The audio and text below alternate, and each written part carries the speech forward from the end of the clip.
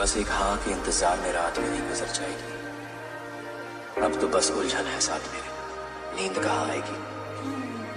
सुबह की किरण न जाने कौन सा संदेश लाएगी, रिमझिम सी गुनगुनाएगी या प्यार। অফিসে একটু জলদি এলো, কারণ আজকে তাদের নতুন বসের আসার কথা। নিলয়দের কোম্পানি লসে চলছিল, এরপর হঠাৎ কোম্পানিটাই বিক্রি হয়ে যায়। তবে নিলয়দের কপাল ভালো যে তাদের চাকরিটি যায়নি। নিলয় অফিসে ঢুকতেই তানিশা এলো। নতুন বস কি এসেছে? নাতিশাকে উদ্দেশ্য করে বললাম। না, আসেনি। তবে শুনলাম বস একজন মেয়ে, আমাদের সমবয়সী। আগের বস খুব ভালো মানুষ ছিলেন, এই বস কেমন হবে কে জানে। এই বলতে বলতে অফিসের সবাই গেটের দিকে এগিয়ে গেল। নতুন বস চলে এসেছে, তাকে স্বাগতম জানাতে সবাই ফুলের তোড়া নিয়ে এগিয়ে গেছে। খুব স্বাভাবিকভাবে নিলয় ও তানিশাও এগিয়ে গেল। এরপর বসকে দেখে নিলয় থমকে গেল, আর আনিশার ভেতর এক প্রকার ভয় কাজ করতে শুরু করলো। কারণ নতুন বস আর কেউ না, নিলয়ের এক্স গার্লফ্রেন্ড আয়রা, যার সাথে 5 বছর আগেই নিলয়ের ব্রেকআপ হয়ে গিয়েছিল। আয়রাকে দেখে নিলয়ের পায়ের তলা থেকে মাটি সরে যেতে লাগলো, কারণ নিলয় জানে যে আয়রা তাকে মনে প্রাণে ঘৃণা করে, আর তার ফলস্বরূপ তার চাকরিটা হয়তো চলে যাবে। কিন্তু নিলয়ের যে চাকরিটা খুবই দরকার, কারণ তার পরিবারে একমাত্র উপার্জনক্ষম ব্যক্তি সে নিজেই। আর আনিশার ভেতর ভয় কাজ করছে যে নিলয় যদি তাকে ছেড়ে আবার আয়রার কাছে চলে যায় তাহলে কি হবে। তানিশা একজন কোটিপতির মেয়ে, সে শুধু নিলয়কে ভালোবাসে বলেই এই ছোট্ট কোম্পানিতে চাকরি করছে। আয়রা অফিসে ঢুকে সবার সাথে পরিচিত হলো, এরপর নিলয়ের দিকে এক পলক তাকিয়ে নিজের ক্যাবিনে চলে গেল। নিলয়ের সাথে তানিশাকে দাঁড়িয়ে থাকতে দেখে যে আয়রা বেশ রেগে গেছে তা নিলয় বুঝতে না পারলেও আয়রা ঠিকই টের পেয়েছে। আর টের পেয়েছে বলেই আয়রা ক্যাবিনে যাওয়ার সাথে সাথে তানিশা নিলয়ের ডেস্কে এসে বসলো। নিলয়, তুমি আজকে এই চাকরি ছাড়বে। চাকরি ছাড়লে পরিবার চালাবো কি করে? কেন? তুমি আমাদের কোম্পানিতে জয়েন করবে, আর আমিও এখন এই চাকরি ছেড়ে দিব। এটা হয় না। আমি জানি তোদের কোম্পানিতে চাকরি করতে যেমন শিক্ষাগত যোগ্যতা লাগে তেমন যোগ্যতা আমার নেই, আর আমি কারো সুপারিশে এভাবে চাকরি করতে রাজি না। আমার ভয় লাগছে আয়রা যদি তোমাকে আমার কাছ থেকে কেড়ে নেয়।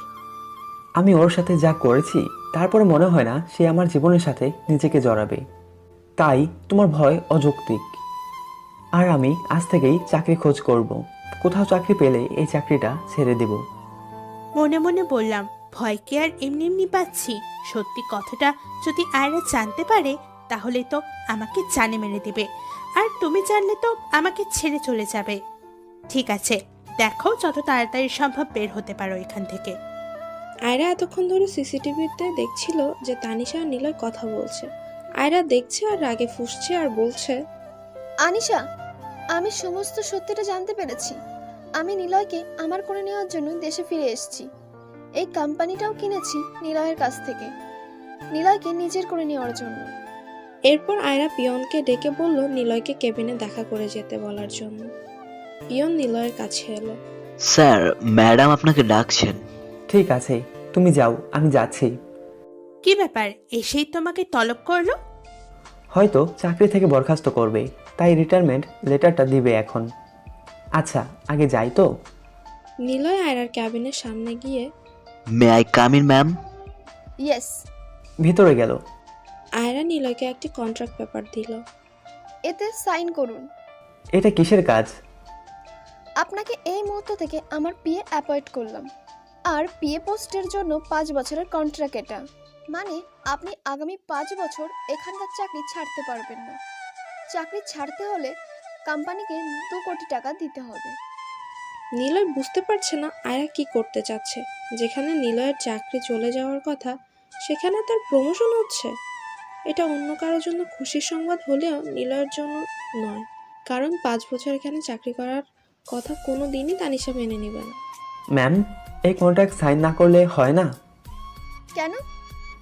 না মানে আমার জেফ বলেছে যত তাড়াতাড়ি সম্ভব এই কোম্পানি থেকে বের হয়ে যেতে। এই কথা শোনার সাথে সাথে আয়রার মাথায় যেন আগুন ধরে গেল। তা তো বলবেই, ও তো বুঝতেই পেরেছে কেন আমি দেশে ফিরে এসেছি। আমি জানতাম এমন কিছু হবে, তাই এর ব্যবস্থা করে রেখেছি আগে থেকে। মনে মনে বললাম, এই যে আমার হাতে কাগজটা দেখছেন না, এটা আপনার টার্মিনেশন লেটার। এখানে লেখা আছে আপনি কোম্পানি থেকে টাকা চুরি করেছেন, তাই আপনাকে বরখাস্ত করা হয়েছে। কিন্তু আমি তো কোনো টাকা চুরি করিনি। সেটা আপনি জানেন আর আমি জানি, আর কেউ জানে না।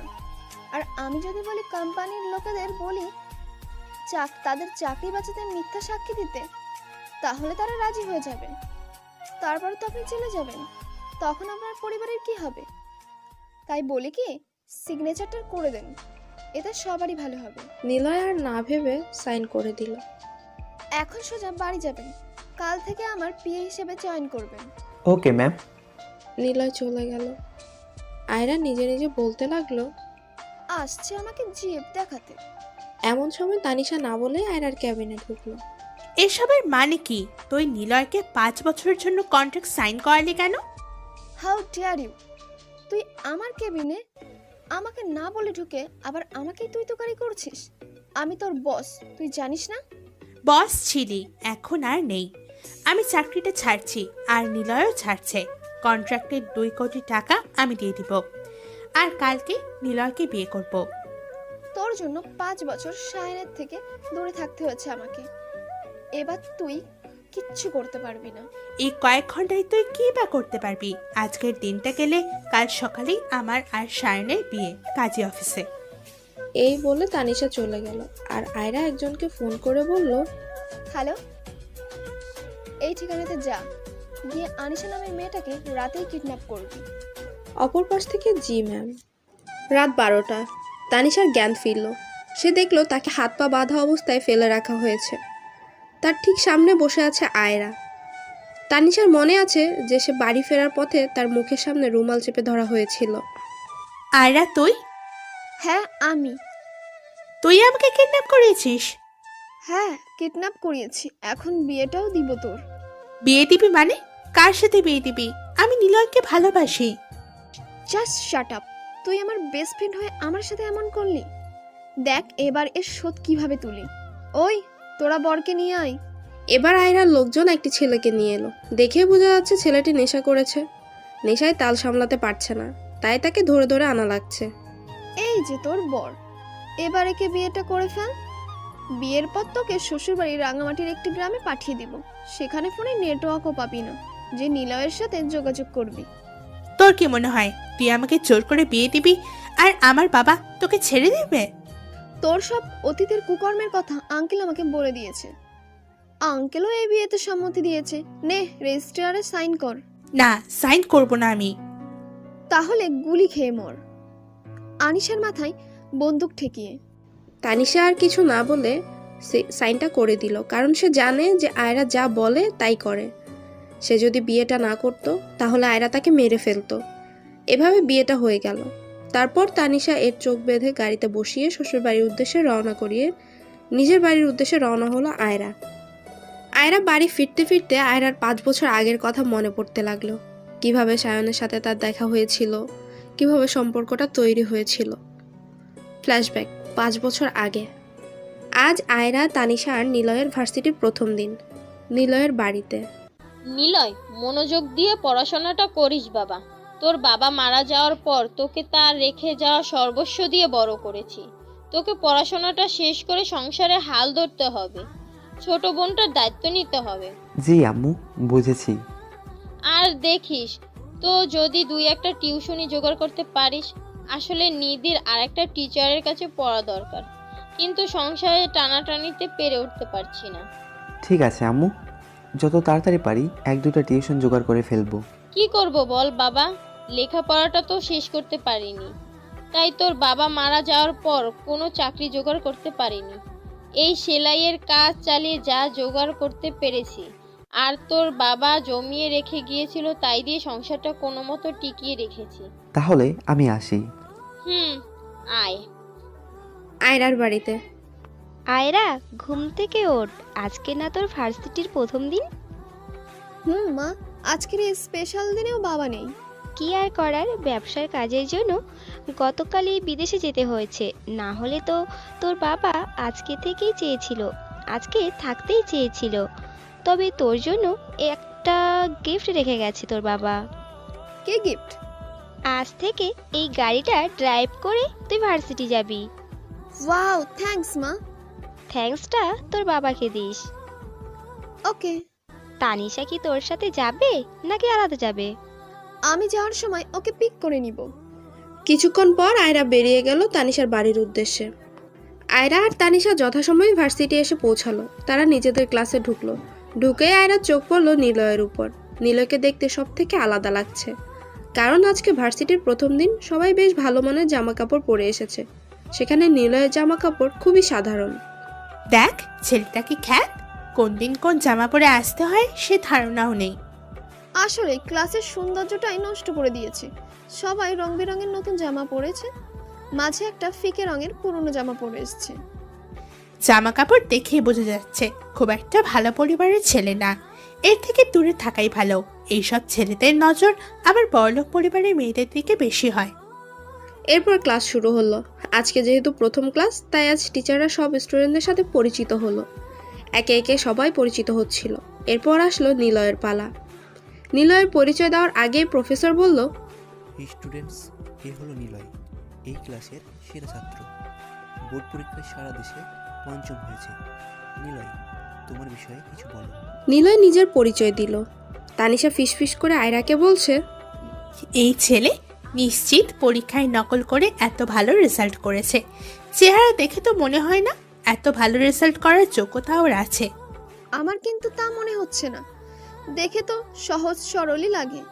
চল ক্লাসের পর ওকে একটু ঘাটিয়ে দেখি। কি করবি রে তুই? ক্লাস শেষেই দেখতে পাবি। ক্লাস শেষ হওয়ার পর নিলয় একটু তাড়াহুড়ো করে বের হচ্ছিল, কারণ ওর কিছু বন্ধুদের সাথে দেখা করবে ঠিক করেছিল। যদি ওর বন্ধুরা ওকে দু একটা টিউশনি ম্যানেজ করে দিতে পারে আর কি, এই আশায়। আয়রা দেখলো যে নিলয় বেশ তাড়ায় আছে, তাই সে ইচ্ছে করে গিয়ে নিলয়ের সাথে ধাক্কা খেয়ে মাটিতে পড়ে যাওয়ার অভিনয় করলো। নিলয় আয়রাকে সরি বলবে তার আগে আয়রা মাটি থেকে উঠে দাঁড়িয়ে নিলয়ের গালে এক চড় বসিয়ে দিল। মেয়ে মানুষ দেখলেই ধাক্কা মারতে ইচ্ছে করে, তাই না? সরি, আসলে একটু তাড়াই ছিলাম, তাই খেয়াল করি নাই। আয়রা, এসব নিম্ন শ্রেণী পরিবারের ছেলেদের আমার ভালো করে জানা আছে। আজ ধাক্কা মেরেছে, কাল দেখা গেল লাইন মারবে। আঙ্কেলকে বলে একে ভার্সিটি থেকে বের করে দেয়। প্লিজ এমন করবেন না, ভুল করে ধাক্কা লাগে গেছে। এভাবে তো ক্ষমা পাবে না। ক্ষমা পাওয়ার জন্য তো কিছু করা লাগবে। কি করা লাগবে বলেন, আমি রাজি আছি। এখানে ভার্সিটির সবার সামনে আমার আর আমার বান্ধবী আনিশার দিকে ইশারা করে এর জুতোগুলো সাফ করে দেওয়া লাগবে নিজের রুমাল দিয়ে। নিলয় কিছুক্ষণ তাকিয়ে থাকলো, তারপর নিচু হয়ে আয়রার জুতো পরিষ্কার করতে গেল। ম্যাম, জুতাটা চকচকে করে দিই। হ্যাঁ দে। ঠিক আছে, তাহলে আমি একটু রুমালটা ভিজিয়ে আনি। ঠিক আছে, তাড়াতাড়ি আসবি। আর যদি ফেরত না আসিস তাহলে তার ফল ভালো হবে না। আগের দিন বৃষ্টি হয়, কিছুটা কাদা পানি জমেছিল মাঠে। নিলয় সেখানকার পানিতেই রুমালটা চুবিয়ে আনলো, এনে আয়রার জুতা মুছতে লাগলো। কিছুক্ষণ পর নিলয় বলল, হয়ে গেছে জুতা পরিষ্কার, এই দেখেন। আয়রা তো নিজের জুতার দিকে তাকিয়ে আতকে উঠলো। এ কি, আমার জুতার চেহারা এমন হলো কেন? তুই কোন পানিতে রুমাল ভিজিয়ে এনেছিস? কালকে বৃষ্টি হলো না, মাঠে অনেক পানি জমেছে, সেখান থেকে নিয়ে এসেছি। How dare you! তুই জানিস আমরা কারা? ওনাকে আয়রার দিকে ইশারা করে। ঠিক চিনতে পারছি না, তবে আপনাকে দেখে বোঝা যায় আপনি ওনার চামচা। তানিশা এবার নিলয়কে থাপ্পড় মারতে যাবে, তখন নিলয় তানিশার হাত ধরে ফেলে। চামচা বলায় খুব লাগলো, তাই না? আমারও ঠিক ওই রকমই খারাপ লেগেছিল যখন আপনি আমার পরিবার তুলে কথা বলেছিলেন। এবার আর কোনো কথা না বাড়িয়ে নিলয় ওই জায়গা থেকে চলে আসলো। আয়রা তো একদম হতভম্ব হয়ে দাঁড়িয়ে আছে, কারণ তার সাথে এমন ঘটনা আগে কোনো দিনও ঘটেনি। তার বাবা অনেক ক্ষমতাশীল ব্যক্তি হওয়ায় কেউ তার সাথে এমন পায়নি কোনোদিন। কি রে, ছেলেটা এত খারাপ আচরণ করলো, তুই কিছু বললি না কেন? আমার সাথে কেউ কখনো এমন আচরণ করেনি, তাই আমি বুঝতেও পেলাম না আমার কি করা উচিত। যাই বল, ছেলেটা কিন্তু অন্যদের থেকে আলাদা। সে আলাদা হোক আর যাই হোক, আমি ওকে দেখে নিব। এরপর কিছুদিন গেল, এর মধ্যে নিলয় একটি টিউশনিও পেয়ে গেছে। একই বাড়িতে দুজন যমজ বোনকে পড়ায়। একদিন নিলয় পড়াতে গিয়ে দেখলো আয়রা বসে আছে। সে যেখানে পড়াতে গেছে ঠিক সেইখানে। আয়রাও নিলয়কে একে অপরকে দেখে খুব অবাক হলো, কারণ তাদের কেউই আশা করেনি যে তাদের এভাবে দেখা হবে। তুই তাহলে আমার খালাতো বোনেদের নতুন হোম টিউটর। তার মানে এটা আপনার খালার বাড়ি? হ্যাঁ। আচ্ছা ঠিক আছে, আমি পড়াতে যাই, আমার দেরি হয়ে যাচ্ছে। নিলয় আর দেরি করলো না, কারণ সে জানে ওখানে দাঁড়ালে আয়রার সাথে ঠিকই একটা ঝামেলা হবে, যার ফলে শেষে দেখা গেল টিউশনিটা চলে গেল। কিন্তু নিলয়ের যে এই টিউশনিটা খুবই দরকার, তার ছোট বোনের পড়ার খরচ যে এই টাকা দিয়েই চলে। নিলয় যাওয়ার পর আয়রা তার খালার কাছে গেল। খালা, রিমি মিমি খালাতো বোন, এর হোম টিউটর কতদিন ধরে পড়াচ্ছে ওদের? এই তো 15-16 দিন হলো। কেন বলো তো? এই ছেলে একদম ভালো না, ও শুধু ছাত্র হিসাবেই ভালো, আর কিছুই না, মানুষ হিসাবে একদম ভালো না। তোমার তো আবার মেয়ে, খালুও বাড়িতে থাকে না, আমি বলি কি ওকে বাদ দিয়ে দাও। ছেলেটা কিন্তু খুব ভালো পড়ায়, তারপরও যখন তুই বলছিস ঠিক আছে, আজকেই ওকে বাদ দিয়ে দিচ্ছি। এরপর আয়রার খালা নিলয়কে তার প্রাপ্য বেতন মিটিয়ে দিয়ে বলল তাকে আর পড়াতে আসতে হবে না। নিলয় ঠিকই বুঝতে পারলো এটা আয়রার কাজ, তাই নিলয় আর কিছু না বলে বেরিয়ে এলো সে বাড়ি থেকে। পরদিন ভার্সিটিতে ক্যাম্পাসে নিলয় চুপ করে বসে আছে। তার মাথায় একটাই চিন্তা যে সে এখন নতুন টিউশনি কোথায় পাবে। মাসের মাঝখানে আবার যা বেতন পেয়েছে তা তার বোনের লেখাপড়ার জন্য যথেষ্ট নয়। এসবই ভাবছিল নিলয় বসে। এমন সময় আয়রা নিলয়ের সামনে এসে দাঁড়ালো। কে রে, কেমন দিলাম? দেখলি তো আমার কথায় টিউশনটাও চলে গেল। আয়রার এরকম হাসি নিলয় সহ্য করতে পারলো না। সে উঠে আয়রাকে চড় মেরে বলতে লাগলো, আপনার সমস্যা আমার সাথে, আমাকে যা ইচ্ছা শাস্তি দিতেন। আপনার জন্য আজ আমার বোনের লেখাপড়া কত ক্ষতি হচ্ছে জানেন? আয়রা কিছু বলছে না, শুধু জিজ্ঞাসু দৃষ্টিতে নিলয়ের দিকে তাকিয়ে আছে। আমার বাবা অনেক আগেই মারা গেছেন। মা হাতের সেলাই কাজ করে কোনো রকম সংসারটা চালায়। আমার এই টিউশনির টাকা দিয়ে বোনের কোচিং খরচ চালানোর কথা ছিল, কিন্তু আপনার তো তা সহ্য হলো না।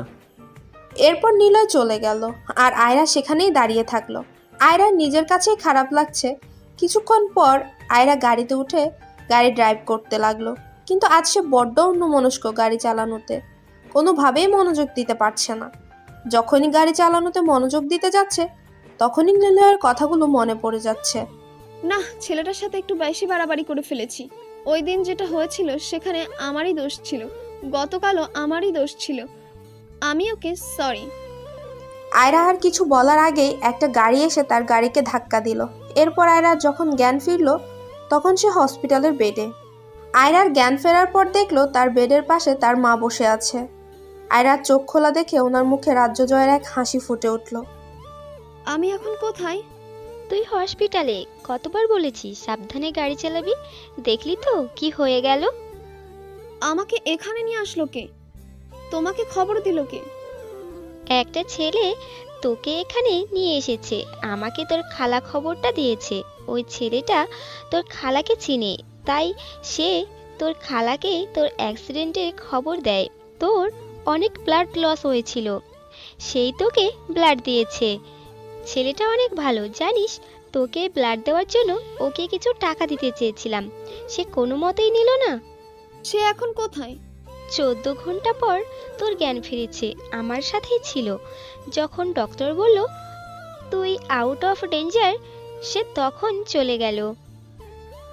কিরে, এখন কেমন লাগছে? এখন বেটার লাগছে। আচ্ছা খালা, তোমাকে কে খবর দিল আমার অ্যাক্সিডেন্টের? নিলয়। আয়রা এবার খুব অবাক হলো, কারণ সে নিলয়ের সাথে যা করেছে তারপর তার জন্য নিলয় এত কিছু করবে এটা আয়রার আশার বাইরে। খালা, সেদিন আমি তোমাকে মিথ্যা বলেছিলাম। কি মিথ্যে? নিলয়ের কোনো খারাপ অভ্যাস নেই, ও খুব ভালো ছেলে। আমি ওর উপর প্রতিশোধ নেওয়ার জন্য এমনটা করেছি। প্রতিশোধ মানে? ছি আয়রা, আমি আর তোর বাবা কি তোকে এই শিক্ষা দিয়েছি? জানি তোকে বলে লাভ নেই, তাও তোর উচিত নিলয়কে সরি বলা। ঠিক আছে, তাই হবে, আমি নিলয়কে সরি বলবো। কি তুই সরি বলবি? যে মেয়ে আজ পর্যন্ত কোনোদিনও সরি বলেনি, সে আজ এক কথাতেই রাজি? এতদিন আমার নিজের কাছেও এত খারাপ লাগেনি, আজ যতটা খারাপ লেগেছে। হসপিটাল থেকে ছাড়া পেয়ে আমি নিজেই নিলয়ের কাছে গিয়ে সরি বলবো।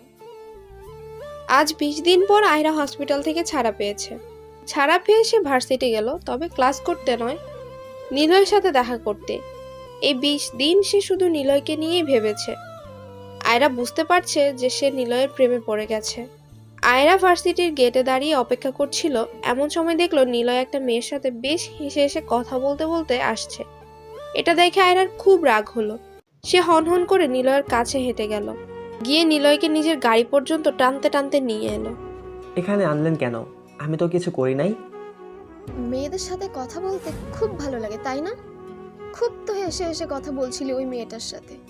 আরে ওর তো কিছু নোটস নেওয়ার কথা ছিল আমার কাছ থেকে, তাই একটু কথা বলছিলাম। ওসব বাদ দেন, আপনি এখন কেমন আছেন? আমি ভালোই আছি। আর কি আপনি আপনি করছিস? তুমি করে বলবি। আপনিও তো তুই করেই বলছেন। ঠিক আছে, আমিও তুমি করে বলবো। আচ্ছা, সেদিন আমাকে বাঁচালে কেন? আমি তো অনেক অন্যায় করেছি তোমার সাথে। মানুষ মাত্রই ভুল হয়। তুমিও না বুঝে ভুল করে ফেলেছিলে, তবে আমি যদি সেদিন তোমাকে ইচ্ছা করে না বাঁচাতাম তাহলে সেটা হতো অপরাধ।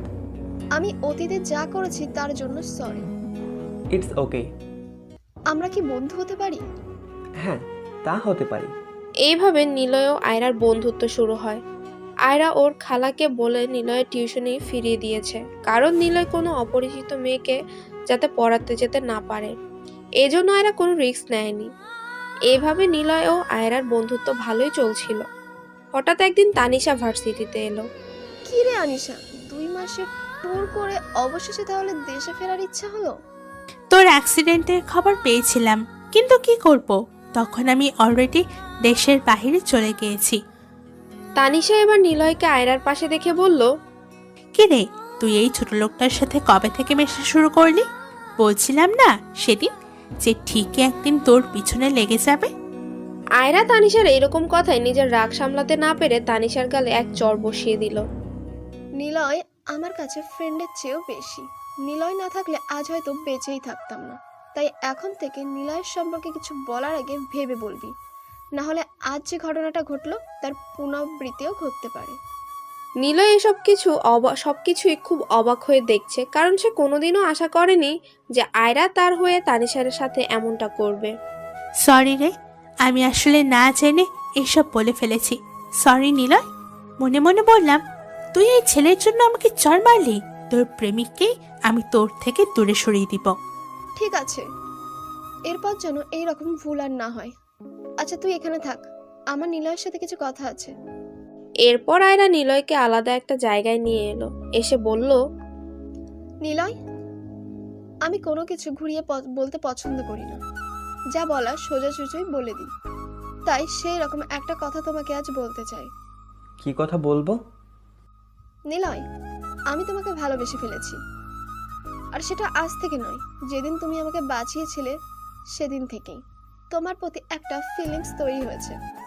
কথাটা আমি তোমাকে আরো আগেই বলতে পারতাম, কিন্তু বলিনি, কারণ আমি তোমাকে কিছুটা সময় দিতে চেয়েছিলাম। তোমাকে বন্ধু বানিয়েছিলাম যাতে তুমি আমাকে ভালো করে বুঝতে পারো, আমি তোমাকে ভালো করে বুঝতে পারি। আমার মনে হয় আমরা এখন থেকে একে অপরের যথেষ্ট পরিমাণে বুঝি। Niloy, love you. আয়রা, তোমার প্রতি যে আমার মনে কোনো ফিলিংস নেই তা বললে ভুল হবে। তোমাকে আমার ভালো লাগে, কিন্তু এই মুহূর্তে আমার পক্ষে রিলেশনে যাওয়া সম্ভব না, কারণ লেখাপড়া শেষ করে আমাকে নিজ পায়ে দাঁড়াতে হবে। আমাকে কি লেখাপড়া শেষ হওয়া অবধি সময় দিতে পারবে? তোমার জন্য আমি সারা জীবন অপেক্ষা করতে রাজি, তবে অন্য কোনো মেয়ের সাথে কথা বলতে দেখেছি তাহলে তোমার খবর আছে। ওই খবরদার, ওইভাবে হাসবা না। আরে বাবা, ভালো যখন বেশিইছ তবে একটু ভরসা তো করবে আমার প্রতি, নাকি? ভরসা তো নিজের চেয়েও বেশি তোমাকে করি। দূর থেকে তানিশা সবই দেখছিল আর নিজে নিজে বলছিল, যত হাসার আজই হেসে নে, কাল থেকে আর এই হাসি থাকবে না। সেদিন রাতে নিলয়ের ফোন বেজে উঠলো। নিলয় ফোন পিক করলো। হ্যালো। হ্যালো নিলয়, আমি তানিশা বলছি। ওহ, আপনি? হ্যাঁ বলুন। আপনি করে বলছো কেন? তুমি করে বলো। আচ্ছা ঠিক আছে, এবার বলো ফোন দিলে কেন হঠাৎ? তোমাকে সরি বলার জন্য ফোন করেছি। আসলে তোমার সাথে কোনো কিছু না জেনেই খারাপ ব্যবহার করে ফেলেছি। It's okay. তাহলে আজ থেকে আমরা ফ্রেন্ডস। ওকে। আচ্ছা, আমাকে একটা সত্যি কথা বলবে প্লিজ? হ্যাঁ বলো। তুমি আর আয়রা কি শুধুই ফ্রেন্ড? আমাকে যদি সত্যি ক্ষমা করে দিয়ে থাকো আর আমাকে যদি তোমার সত্যিকারের বন্ধু হিসেবে মানো, তাহলে আমাকে সত্যিটা বলবে তুমি। নিলয় এরপর তানিশাকে সবটা বলল। তুমি আমাকে প্রমিস করো যে আমি তোমার সাথে ফ্রেন্ডশিপ করেছি, আবার কথাও বলেছি, এসব কথা তুমি আয়রাকে কখনো বলবে না। কেন? আয়রার থেকে গোপন করার দরকার কি? আমরা মেয়েরা সব সহ্য করতে পারি, কিন্তু নিজের মনের মানুষের সাথে আরেকটা মেয়েকে সহ্য করতে পারি না। আরও স্বাভাবিকভাবেই পারবে না, তাই বলছি। আর তাছাড়া আমার বন্ধু বলতে তোমরা দুইজনেই আছো, আর এসব নিয়ে যদি আয়রা আমাকে ভুল বুঝে আমাদের এতদিনের ফ্রেন্ডশিপ নষ্ট করে দেয়, সেটা আমি মেনে নিতে পারবো না। তাই প্লিজ তুমি আয়রাকে কিছু বলবে না আমাদের বিষয়। ঠিক আছে, আমিও প্রমিস করছি যে আমাদের বিষয় আয়রাকে কিছু বলবো না। এরপর আরো কিছু সময় নিলয় ও তানিশা কথা বলল। ঠিক আছে, তাহলে আমি ফোন রাখছি, কাল দেখা হবে। Okay bye. নিলয় ফোন রাখার সাথে সাথে আয়রার ফোন আসলো। হ্যালো। ফোন এতক্ষণ ওয়েটিং ছিল কেন? কার সাথে কথা বলছিলি? আমার একটা স্কুল ফ্রেন্ডের সাথে কথা বলছিলাম। কোনো মেয়ে ফ্রেন্ড না তো? তুমি আবার শুরু করলে? আহা বাবু, লাগ করছো কেন? সরি। এরপর আয়রা আর নিলয় আরো কিছু সময় কথা বলল। ওদিকে তানিশা ভাবছে, তাহলে পানি এত দূর গড়িয়েছে, আয়রা তাহলে প্রপোজও করেছে। যাক, তাহলে নিলয়কে আয়রার থেকে দূরে সরিয়ে দিলে আমি যা ভেবেছিলাম তার চেয়ে অনেক বেশি কষ্ট পাবে আয়রা। আমাকে চড় মারার শাস্তি তো তোকে পেতেই হবে আয়রা। কিন্তু নিলয়ের সাথে কথা বলে আমার মনটা এমন হালকা লাগছে কেন? মনে হলো অনেক কাছের কোনো মানুষের সাথে কথা বললাম। এরপর সারাদিন কি কি ঘটেছে তার নিজের ডায়েরিতে লিখে ঘুমাতে চলে গেল তানিশা। পরের দিন ভার্সিটিতে নিলয় বরাবরের মতো আয়রার আগে ভার্সিটিতে এসেছে। এদিকে তানিশা ইচ্ছে করে আয়রার আগে এসেছে নিলয়ের সাথে সময় কাটানোর জন্য। তানিশা চাইছিল যে আয়রা ভার্সিটিতে এসে যেন দেখে নিলয় আর তানিশা খুব হেসে হেসে গল্প করছে, এবং হলো তাই। তানিশা আর নিলয় গল্প করছিল, এমন সময় আয়রাও চলে আসে। তানিশার সাথে নিলয়কে এত হেসে হেসে কথা বলতে দেখে আয়রার কিছুটা রাগ হলো। সে তানিশাকে কিছু না বলেই নিলয়কে টান দিয়ে অন্যদিকে নিয়ে গেল। আনিশার সাথে এত কথা কিসের তোমার? আমার অনুপস্থিতিতে তোমায় তো প্রায় সময় মেয়েদের সাথে কথা বলতে দেখি। তুমি ছাড়া তো তানিশার কোনো বন্ধু নেই, আর আজকে একটু দেরি করে আসছো, তাই তানিশাকে একটু সঙ্গ দিচ্ছিলাম। কেন, তোমাকে কেউ কেউ বলেছে যে যে কোনো মেয়েই একা একা বসে থাকলে তাকে সঙ্গ দিতে? আনিশার আমি ছাড়া কোনো বন্ধু নেই, সেটা আনিশার ব্যাপার। ওকে, আমি তো অন্য কারোর সাথে বন্ধুত্ব করতে মানা করিনি, তাই না? এভাবে কথা বলছো কেন? কিভাবে কথা বলবো? আমি তোমাকে মানা করেছিলাম অন্য মেয়েদের সাথে কথা বলতে, মিশতে, তাও তুমি মিশছো কেন? এর মধ্যে হঠাৎ করে তানিশা চলে এলো। সরি রে, আমার জন্য মনে হয় তোদের ঝগড়া হচ্ছে। এত কিছু হবে জানলে আমি নিলয়ের সাথে কখনোই কথা বলতাম না। তুই তো এই মুহূর্তেও আমাদের কথার মধ্যে আছিস। আয়রা, এভাবে বিহেভ করছো কেন? আজকে তানিশার সাথে তো একটু কথা বলেছি, আর কিছু তো করিনি। আমার সাথে তো কোনোদিনও এত সময় নিয়ে এত হেসে খেলে কথা বলতে দেখলাম না তোকে। আমার তো মনে হয় আমি তোমাকে যথেষ্ট সময় দিই। এরপরও যদি তোমার মনে হয় যে আমি তোমাকে ঠকাচ্ছি, তাহলে এখনো সময় আছে। তুমি অন্য কাউকে নিয়ে ভাবতে পারো। আমরা তো এখনো রিলেশনে যাইনি। এটা বলার পর নিলয় আর দাঁড়ালো না, সে ক্লাসে চলে গেল। এদিকে আয়রা আর তানিশা বসে রইল। মনে মনে আমি মনে হয় বেশি বলে ফেলেছি নিলয়কে। আসলেই ও তো আমাকে যথেষ্ট সময় দেয়, আর তাছাড়া আনিশা তো আমার বেস্ট ফ্রেন্ড, আর ওর সাথে তো গোপনে কথা বলছে না, ভার্সিটির সবার সামনে কথা বলছে। আর আনিশা ওকে বিশেষ পছন্দ করে না। আমি খামোখাই ওদের সন্দেহ করলাম। ক্লাস শেষে নিলয়কে সরি বলতে হবে। অপরদিকে তানিশা ভাবছে, মনে মনে বললাম, এই তো কাজ হয়েছে, সম্পর্কে সন্দেহের বীজ বুনতে পেরেছি। এখন জাস্ট কিছুদিন নিলয়ের সাথে অল্প অল্প করে সময় কাটালেই আর সন্দেহ আরো বেড়ে যাবে, যার ফল হিসাবে ওদের সম্পর্কটা শেষ হয়ে যাবে। কিন্তু নিলয়ের সাথে সময় কাটানোর সময়টা কখন পাবো? ভার্সিটিতে তো আয়রা সবসময় নিলয়ের সাথেই থাকে, এখানে তো নিলয়কে আলাদা করে পাওয়া সম্ভবই না। তানিশার ভাবনার ইতি ঘটালো আয়রা। দুজনের মধ্যকার নীরবতা ভেঙে আয়রা বলল, আনিশা, আই এম সরি, আমি আসলে বেশি বলে ফেলেছি। নিলয়কে অন্য মেয়ের সাথে কথা বলতে দেখলেই আমার রাগ উঠে যায়, আর রাগ হলে আমার মাথায় কিচ্ছু ঠিক থাকে না, তুই তো জানিসই। ইটস ওকে, এটা স্বাভাবিক। যে কোনো মেয়ে তার সাথে সাথে আরেকটা মেয়েকে দেখলে রেগে যাবে। মনে মনে বললাম, তুইও ওই দিন আমাকে অপমান করে আমাকে রাগিয়ে দিয়েছিস। তুই চর মেরে নিজের রাগ ঠান্ডা করেছিলি, আর আমি তোর থেকে নিলয়কে কেড়ে নিয়ে নিজের রাগ ঠান্ডা করব। এরপর তানিশা আর আয়রা ক্লাসে চলে গেল। তানিশা অনেক ভাবার পর একটা রাস্তা পেল নিলয়ের সাথে কিছু সময় কাটানোর। সে ঠিক করলো নিলয় যখন টিউশনি শেষ করে বাড়ি ফিরবে তখন কিছুটা সময় সে নিলয়ের সাথে কাটাবে। ক্লাস শেষে আয়রা নিলয়কে সরি বলল, নিজেদের মধ্যে সবকিছু ঠিক করেও নিল তারা। এরপর নিলয় বাড়িতে ফিরল।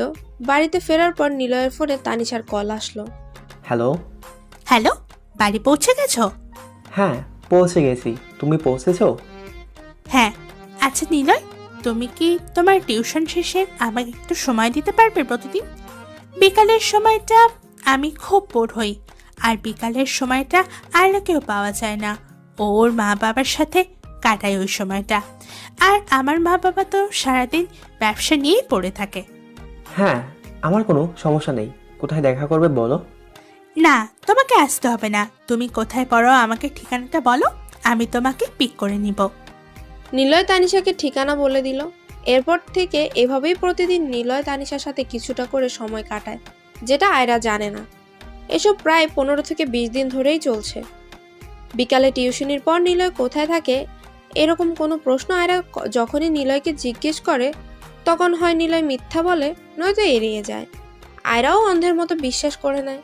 আর এই কয়দিন নিয়মিত নিলয়ের সাথে সময় কাটানোর ফলে তানিশাও নিলয়কে ভালোবাসতে শুরু করেছে। এর কারণও আছে, তানিশার মা বাবা তানিশাকে ছোটবেলা থেকে পর্যাপ্ত সময় দিতে পারেনি, তাই সে দিনের বেশিরভাগ সময় একাই কাটাতো। আর তানিশার অহংকারের জন্য কোনোদিন আয়রা ছাড়া কারোর সাথে বন্ধুত্বও করে উঠতে পারেনি। এই জন্য তার নিজেকে সবসময় একা মনে হতো। কিন্তু নিলয়ের সাথে পরিচয় হওয়ার পর তার একাকিত্ব কেটে গেছে। নিলয়ের সাথে সে মন খুলে কথা বলতে পারে। নিলয়ও তার সব কথা শুনে কখনো বিরক্ত হয় না। এসব কারণেই মূলত তানিশা নিলয়কে ভালোবেসে ফেলেছে। কিন্তু অপরদিকে নিলয় তানিশাকে বন্ধুত্বের চেয়ে বেশি কিছু ভাবে না। সে শুধু তানিশার পাশে একজন ভালো বন্ধু হয়েই থাকতে চায়। নিলয় যে শুধু আয়রাকেই ভালোবাসে, তানিশার প্রতি নিলয়ের মনে কোনো ফিলিংস নেই, সেটা তানিশা ভালোভাবেই বুঝতে পারে। তাই তানিশা নিজে নিজেই ঠিক করলো, আগে শুধু নিলয়ের সাথে ফ্রেন্ডশিপের নাটক করেছিলাম আয়রা আর নিলয়ের সম্পর্কটা নষ্ট করার জন্য, কিন্তু এখন আমি নিলয়কে ভালোবেসে ফেলেছি। তাই আয়রাকে নিলয়ের জীবন থেকে সরানোর জন্য আমাকে যা করতে হয় আমি তাই করব। নিলয়ের জন্য আমি সব করতে পারি, সব। এরপর তানিশা একদিন নিলয়কে পার্কে ডাকলো। তানিশা সেদিন একজন ফটোগ্রাফারকে হায়ার করেছিল দূর থেকে নিলয় আর তানিশার ছবি তোলার জন্য। নিলয় পার্কে আসতেই তানিশা নিলয়কে জড়িয়ে ধরলো, যেটার ছবি ফটোগ্রাফার তুলে ফেললো। তানিশা যে নিলয়কে জড়িয়ে ধরলো এটাতে নিলয় অবাক হয়ে জিজ্ঞেস করলো, কি হলো, এমন করছো কেন? চুপচাপ আমার হাত ধরে আমার সাথে হাঁটা শুরু করো। এমনভাবে হাঁটবে যেন মনে হয় আমরা প্রেম করছি। আমি পরে তোমাকে সবটা বলছি। নিলয় আর কিছু না বলে তানিশার হাত ধরে হাঁটা শুরু করলো। এইসবেরও ছবি ফটোগ্রাফার তুলে ফেললো। পার্ক থেকে বেরিয়ে নিলয় তানিশাকে জিজ্ঞেস করলো তার এরকম কাজের কারণ কি। আসলে বাবা আমার বিয়ে ঠিক করেছে, আমি না করে দিয়েছি। তারপরে ওই ছেলে আমার পিছু ছাড়ছে না। বললাম আমার বয়ফ্রেন্ড আছে, তাও আমার পিছু ছাড়ছে না। তাই ওকে আজ ডেকেছিলাম তোমাকে আমার বয়ফ্রেন্ড বলে ওর সাথে পরিচয় করে দিব বলে। কিন্তু তুমি যখন আসলে তখন দেখলাম ওই ছেলেকে দূর থেকে আমাদের দেখছে, তাই এই প্রেমের নাটক করলাম। অবাক হয়ে তাকিয়ে আছি। এমনভাবে তাকিয়ে আছো কেন? মানে এত বুদ্ধি পাও কোথায়? ওই তো বুঝতে হবে। এরপর তারা কিছুক্ষণ আড্ডা দিয়ে যে যার বাড়ি চলে গেল। তানিশা সেদিন রাতে বাড়ি গিয়ে তার ভাড়া করা ফটোগ্রাফারকে বলল নিলয়ের সাথে যে ছবিগুলো তোলা হয়েছে সেখানে তানিশার পরিবর্তে অন্য একটা মেয়ের চেহারা বসিয়ে দিতে। পরের দিন তানিশা আর নিলয় পার্কে বসেছিল। এমন সময় নিলয়ের ফোনে একটা কল আসলো। হ্যালো। হ্যালো ভাইয়া, কে রে, কাছিস কেন?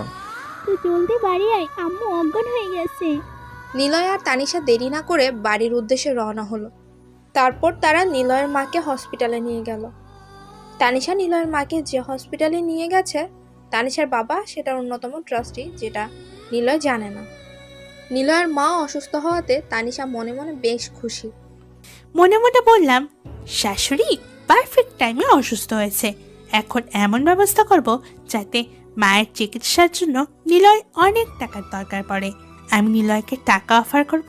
যদি নিলয় টাকাগুলো নেয় তাহলে আমার জায়গা নিলয়ের কাছে অনেক বড় হয়ে যাবে, আর যদি না নেয় তাহলে আরেকটা ব্যবস্থাও আছে, যার জন্য আমাকে আয়রার বাবার সাথে দেখা করতে হবে। তানিশা নিলয়ের মায়ের যে চিকিৎসা করছে সেই ডাক্তারের কাছে গেল। গিয়ে বলল, ডক্টর, এই রোগীর কি সিরিয়াস কিছু হয়েছে? No ma'am, nothing serious, just পিরিয়ডসটা ফল করেছিল, এখন সব কিছু ঠিক আছে। এই কথাটা ওনার ছেলেকে বলবেন না, ওকে বলবেন যে রোগের 2টা কিডনি অনেক ড্যামেজ, তাই কিডনি ট্রান্সপ্লান্ট করা লাগবে, যার জন্য সব মিলিয়ে 15 লক্ষ টাকা লাগবে। তবে কথাটা আজকে বলবেন না, বলবেন টেস্টের রিপোর্ট আসতে 2-3 সময় লাগবে, আর 2-3 পর এইসব কথা বলবেন। কিন্তু ম্যাম, আপনার মনে হয় এই হসপিটালে আর চাকরি করার ইচ্ছা নেই। আপনি জানেন তো আমার বাবাকে? নো ম্যাম, আপনি স্যারকে কিছু বলবেন না, আপনি যা বলবেন তাই হবে। এরপর তানিশা নিলয়ের কাছ থেকে বিদায় নিয়ে সেই ফটোগ্রাফারের কাছে গেল ছবিগুলো নিতে। ছবিগুলো নিয়ে তানিশা সোজা আয়রার বাবার অফিসে গেল। গিয়ে আয়রার বাবার সাথে দেখা করলো। আরে তানিশা মা, আজ হঠাৎ আমার অফিসে আসলে? আঙ্কেল, আয়রার বিষয়ে আমার কিছু কথা আছে, যেটা আয়রার সামনে আমি বলতে পারবো না। কি হয়েছে? আপনি কি জানেন আয়রা একটা ছেলেকে ভালোবাসে? হ্যাঁ, আয়রা আমাকে বলেছে, ওর নাম নিলয়। আয়রার মাও ছেলেটাকে চিনে এবং ছেলেটি বলে খুব ভালো, খুব জলদি আমার সাথে নিলয়ের দেখা করাবে আয়রা। আঙ্কেল, গতকাল পর্যন্ত আমিও তাই জানতাম, কিন্তু এই ছবিগুলো দেখেন। তানিশা আয়রার বাবাকে ছবিগুলো দিল। ছবিগুলো দেখেই বোঝা যাচ্ছে যে এটা কোনো ভাই বোনের সম্পর্ক হতে পারে না। ভালোভাবে বোঝা যাচ্ছে প্রেমিক প্রেমিকা এরা। আঙ্কেল, আমিও আপনার মতো অবাক হয়েছিলাম। আমি পার্কের পাশ দিয়ে যাচ্ছিলাম, তখন নিলয়কে এই মেয়ের সাথে আমি দেখে ফেলি। আমার তো মনে হয় ও আয়রার সাথে মিশে ওর সম্পত্তির লোভে। ওর সাহস হয় কি করে যে আমার মেয়ের সাথে চিট করে? ওর ব্যবস্থা আমি করছি। না আঙ্কেল, এমন করবেন না। কেন? আঙ্কেল, একবার জাস্ট ভাবেন, এই ছেলে কিভাবে আয়রার ব্রেন ওয়াশ করেছে। এখন যদি আপনি কিছু করেন তাহলে আয়রা আপনার বিরুদ্ধে চলে যাবে। এটা নিলয়ের জন্য আরো বেশি ভালো হবে। ঠিক বলেছ, এখন কি করা যায় বলো তো? আঙ্কেল, আমার কাছে একটা আইডিয়া আছে। কি আইডিয়া মা? আগে নিলয়ের সাথে কথা বলে দেখি ওর টাকা নিয়ে আয়রাকে ছেড়ে দেয় কিনা, তারপর আপনাকে আইডিয়াটা বলছি। ঠিক আছে, তবে যা করবে সাবধানে করবে। জি আঙ্কেল। আর আঙ্কেল, এই ছবির বিষয়ে আয়রাকে এখন কিছু বলবেন না, সময় হলে আমিই বলবো। ঠিক আছে। দুদিন পর ডাক্তার নিলয়কে বলল যে তার মার চিকিৎসার জন্য 15 লক্ষ টাকা লাগবে। নিলয় মাথায় হাত দিয়ে বসে আছে। এমন সময় তানিশা আসলো। কি হয়েছে নিলয়, এভাবে বসে আছো কেন? ডাক্তার বলল মায়ের চিকিৎসার জন্য 15 লক্ষ টাকা লাগবে। এত টাকা কোথায় পাবো? সমস্যা কোথায়? আমার কাছ থেকে টাকা নাও। তোমার কাছ থেকে কিভাবে নিই এত টাকা? আমি তোমাকে কোনোদিন শোধ করতে পারবো কিনা তার কোনো নিশ্চয়তা নেই। মনে মনে যা আশা করেছিলাম তাই হচ্ছে। নিলয় আমার কাছ থেকে কখনোই টাকা নেবে না। তাহলে আসল প্ল্যান অনুযায়ী কাজ করি। নিলয়, রাস্তা আরেকটা আছে। আর বাবা জানতে পেরেছে যে তোমার মা গুরুতর অসুস্থ। সে তোমার মায়ের সমস্ত চিকিৎসার দায়ভার নেবে। তার পরিবর্তে তোমাকে একটা কাজ করতে হবে। কি কাজ? আয়রার বাবা তোমাকে আয়রার সাথে মেনে নিতে পারেনি। সে চায় তুমি আয়রার জীবন থেকে সরে যাও। নিলয় কিছুক্ষণ চুপ থেকে বলল, আমি রাজি। আসলেও এটাই বাস্তবতা। আয়রার পরিবার কোনোদিনই আমাকে মেনে নিত না হয়তো, তবে টাকাটা আমি ওনাকে ঠিকই ফিরিয়ে দেবো এক সময়। কিন্তু ওনাকে দেওয়া কথাটা আমি রাখবো। আমি আয়রার জীবনে আর ফিরবো না। এরপর তানিশা বলল, ঠিক আছে, তাহলে কাল তুমি আয়রার বাবার অফিসে চলে যেও, ওখানেই উনি তোমার সাথে দেখা করবেন। এর কিছুক্ষণ পর তানিশা নিলয়ের থেকে বিদায় নিল। তারপর সে আয়রার বাবাকে ফোন দিয়ে বলল নিলয় টাকা নিতে রাজি হয়েছে। আপনি এক্ষুনি বাড়িতে আসুন, আয়রাকে সবটা বলার সময় এসেছে। ঠিক আছে, আমি আসি। কিছু সময় পর আয়রার বাবা ও তানিশা বসে আছে। তানিশা আয়রাকে ছবিগুলো দিল। ছবিগুলো দেখার পর আয়রা বলল, এসবের মানে কি? তুই যা দেখেছিস তা সব সত্যি। আমি এসব বিশ্বাস করি না। আমি জানতাম তুই এসব বিশ্বাস করবি না, তাই আমি আর আঙ্কেল একটা প্ল্যান করেছি নিলয়ের সত্যিটা সামনে আনার জন্য।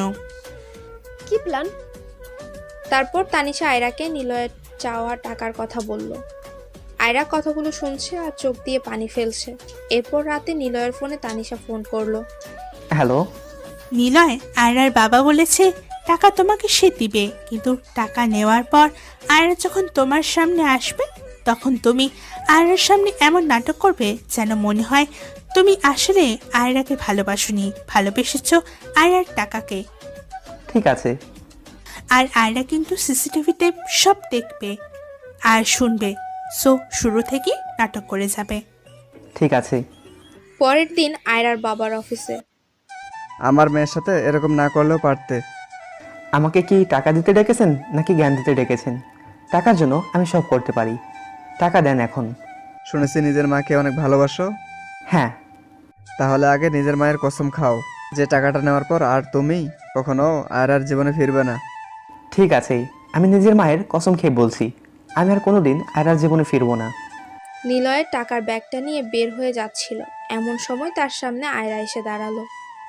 আয়রার চেহারার হাল দেখে নিলয়ের বুকে ব্যথা শুরু হলো। চোখের নিচে কালো দাগ হয়ে গেছে।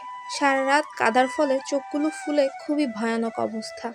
আয়রা নিলয়ের দিকে এগিয়ে এসে নিলয়কে চড় মেরে বলল, আনিশা ঠিকই বলেছিল, তোদের মতো ছোট লোকদের সাথে কথা বলাই ঠিক না। আমার সাথে তুই টাকার জন্য মিশেছিলি, তাই তো পেয়ে গেছিস। দয়া করে আর কারোর জীবন নষ্ট করিস না। তোর মা তোর এইসব কাহিনী শুনলে মারা যাবে। নিলয় কিচ্ছু বলল না। সে চুপচাপ সে জায়গা থেকে বেরিয়ে হসপিটালে চলে গেল। এদিকে আয়রাও আর অফিসে থাকলো না। তার বাবার অনেক বাধা সত্ত্বেও সে একাই অফিস থেকে বাড়ি চলে গেল। অফিসে থেকে গেল তানিশা আর আয়রার বাবা। আঙ্কেল, আয়রাকে বিদেশে পাঠিয়ে দিন, এই শহরে থাকলে ও নিলয়কে ভুলতে পারবে না। আয়রার বাবাও এতে সম্মতি জানায় এবং আয়রাকে অনেক বোঝানোর পর বিদেশে পাঠিয়ে দেয়। আয়রা বিদেশে গিয়ে পড়াশোনা শুরু করে। তবে নিলয়ের কাছে ঠকার পর থেকে ছেলেদের উপর তার বিশ্বাস উঠে যায়। তাই সে অনেক ছেলের কাছ থেকে প্রেমের প্রস্তাব পাওয়ার পরও তা প্রত্যাখ্যান করে দেয়। আয়রা দেশ ছাড়ার 5 বছর হয়ে গেছে। নিলয় ধীরে ধীরে তানিশার উপর দুর্বল হয়ে পড়ছে। আর তানিশা তো আগে থেকেই নিলয়কে ভালোবাসে। নিলয় লেখাপড়া শেষে একটা চাকরিও পেয়ে যায়। তানিশা নিলয়ের সাথে থাকার জন্য একই কোম্পানিতে চাকরি নিয়ে নেয়। তাদের মধ্যে সবই ঠিক চলছিল। কিন্তু মিথ্যা যেমন কোনোদিন চাপা থাকে না, ঠিক তেমনই তানিশার মিথ্যাটাও চাপা থাকেনি। একদিন তানিশার বাড়িতে আয়রা বাবা মায়ের দাওয়াত ছিল। তানিশার বাবা আর আয়রার বাবা ড্রয়িং রুমে গল্প করছিল, আর আয়রার মা তানিশার রুমে ছিল। তানিশার মা একটা কাজে রুম থেকে বেরিয়ে যায়, আর আয়রার মা তানিশার রুমটা ঘুরে ঘুরে দেখতে থাকে। এমন সময় তার হাতে ধাক্কায় বুক সেলফ থেকে ভুল করে একটা পুরনো ডায়েরি পড়ে যায়। ডায়েরিটি আয়রার মা তুলতে গেলে সেখানে তিনি নিলয়ের ছবি দেখতে পায়। যেই পেজে ছবিটা ছিল সেটা উনি পড়ে তার সন্দেহ হলো তানিশার উপর। কি ব্যাপার, তানিশার ডায়েরিতে এই ছেলের ছবি কেন? আবার ডায়েরির এই পৃষ্ঠা পড়ে মনে হচ্ছে তানিশা ওই ছেলেটাকে ভালোবাসতো। ডায়েরিটা পড়ে দেখতে হবে, কিন্তু এখন এত সময় নেই আমার কাছে। এরপর আয়রার মা ডায়েরিটা নিজের ব্যাগে নিয়ে নেয়। বাড়িতে গিয়ে আয়রার মা ডায়েরিটা পড়তে শুরু করে। যেহেতু তানিশার সাথে তার বাবা মা তেমন সময় কাটাতো না, তাই তানিশা দিনে কি কি করেছে তা সব ডায়েরিতে লিপিবদ্ধ করত। এজন্য আয়রার মা এই ডায়েরিটা পড়েই সব সত্যটা জানতে পারে। এরপর সে আয়রাকে সবটা জানায়। আমি তো আনিশার বেস্ট ফ্রেন্ড ছিলাম, ও আমার সাথে এমনটা করতে পারলো। এখন কি করবি? তানিশা তো ছেলেটাকে অনেক ভালোবাসে। আবার তুই বিদেশে যাওয়ার পরে 6 মাসের বিভিন্ন ঘটনা এই ডায়েরিতে তানিশা লিখেছে। এতে তো মনে হচ্ছে নিলয় কিছুটা হলেও তানিশার ওপর দুর্বল হয়ে পড়েছে। আর এখন তো 5 বছর হয়ে গেছে, এতদিনে তো নিলয় ওকে নিশ্চিতভাবেই ভালোবেসে ফেলেছে। আমি আগে দেশে ফিরি, তারপর সব ঠিক করছি। আর আনিশা নিলয়কে ভালোবাসে কিনা বাসে তা দেখার বিষয় না। আমি নিলয়কে ঘৃণা করলেও আমার পাশে নিলয় ছাড়া আর কাউকে আমি কল্পনাও করতে পারি না। আমি খুব জলদি দেশে ফিরছি। তুমি বাবাকে সব সত্যিটা বলো। নিলয়ের সম্পর্কে বাবার ভুল ধারণাটা ভাঙানোর দরকার। ঠিক আছে। আর নিলয় এখন কোথায় থাকে, কি করে, সব বিষয়ে খোঁজ নিয়ে বলো। আমার এগুলো জানার দরকার। ঠিক আছে, 5 বছরে একবারও আমাদের সাথে দেখা করতে আসিসনি। আর যেই নিলয়ের কথা বললাম অমনি তোর দেশে ফেরার তাড়া লেগে গেল। আমি তোমাদের আচরণে কষ্ট পেয়েছিলাম। নিলয় আমাকে ছেড়ে দেওয়ার পর আশা করেছিলাম তোমরা আমাকে কাছে টেনে নেবে, কিন্তু তোমরা উল্টে আমাকে বিদেশে পাঠিয়ে দিলে। এখানে এসেও আমি একা হয়ে গেলাম। কি বলবো মা বলো, ওই সময় তানিশার কথাটাই ঠিক মনে হয়েছিল আমাদের। আমরাও ভেবেছিলাম যে এই শহরে তোর আর নিলয়ের অনেক স্মৃতি আছে, তুই এখানে থাকলে নিলয়কে ভুলতে পারতিস না, তাই তো তোকে পাঠিয়ে দিলাম। আমাদেরই ভুল ছিল, তুই তাড়াতাড়ি আয়।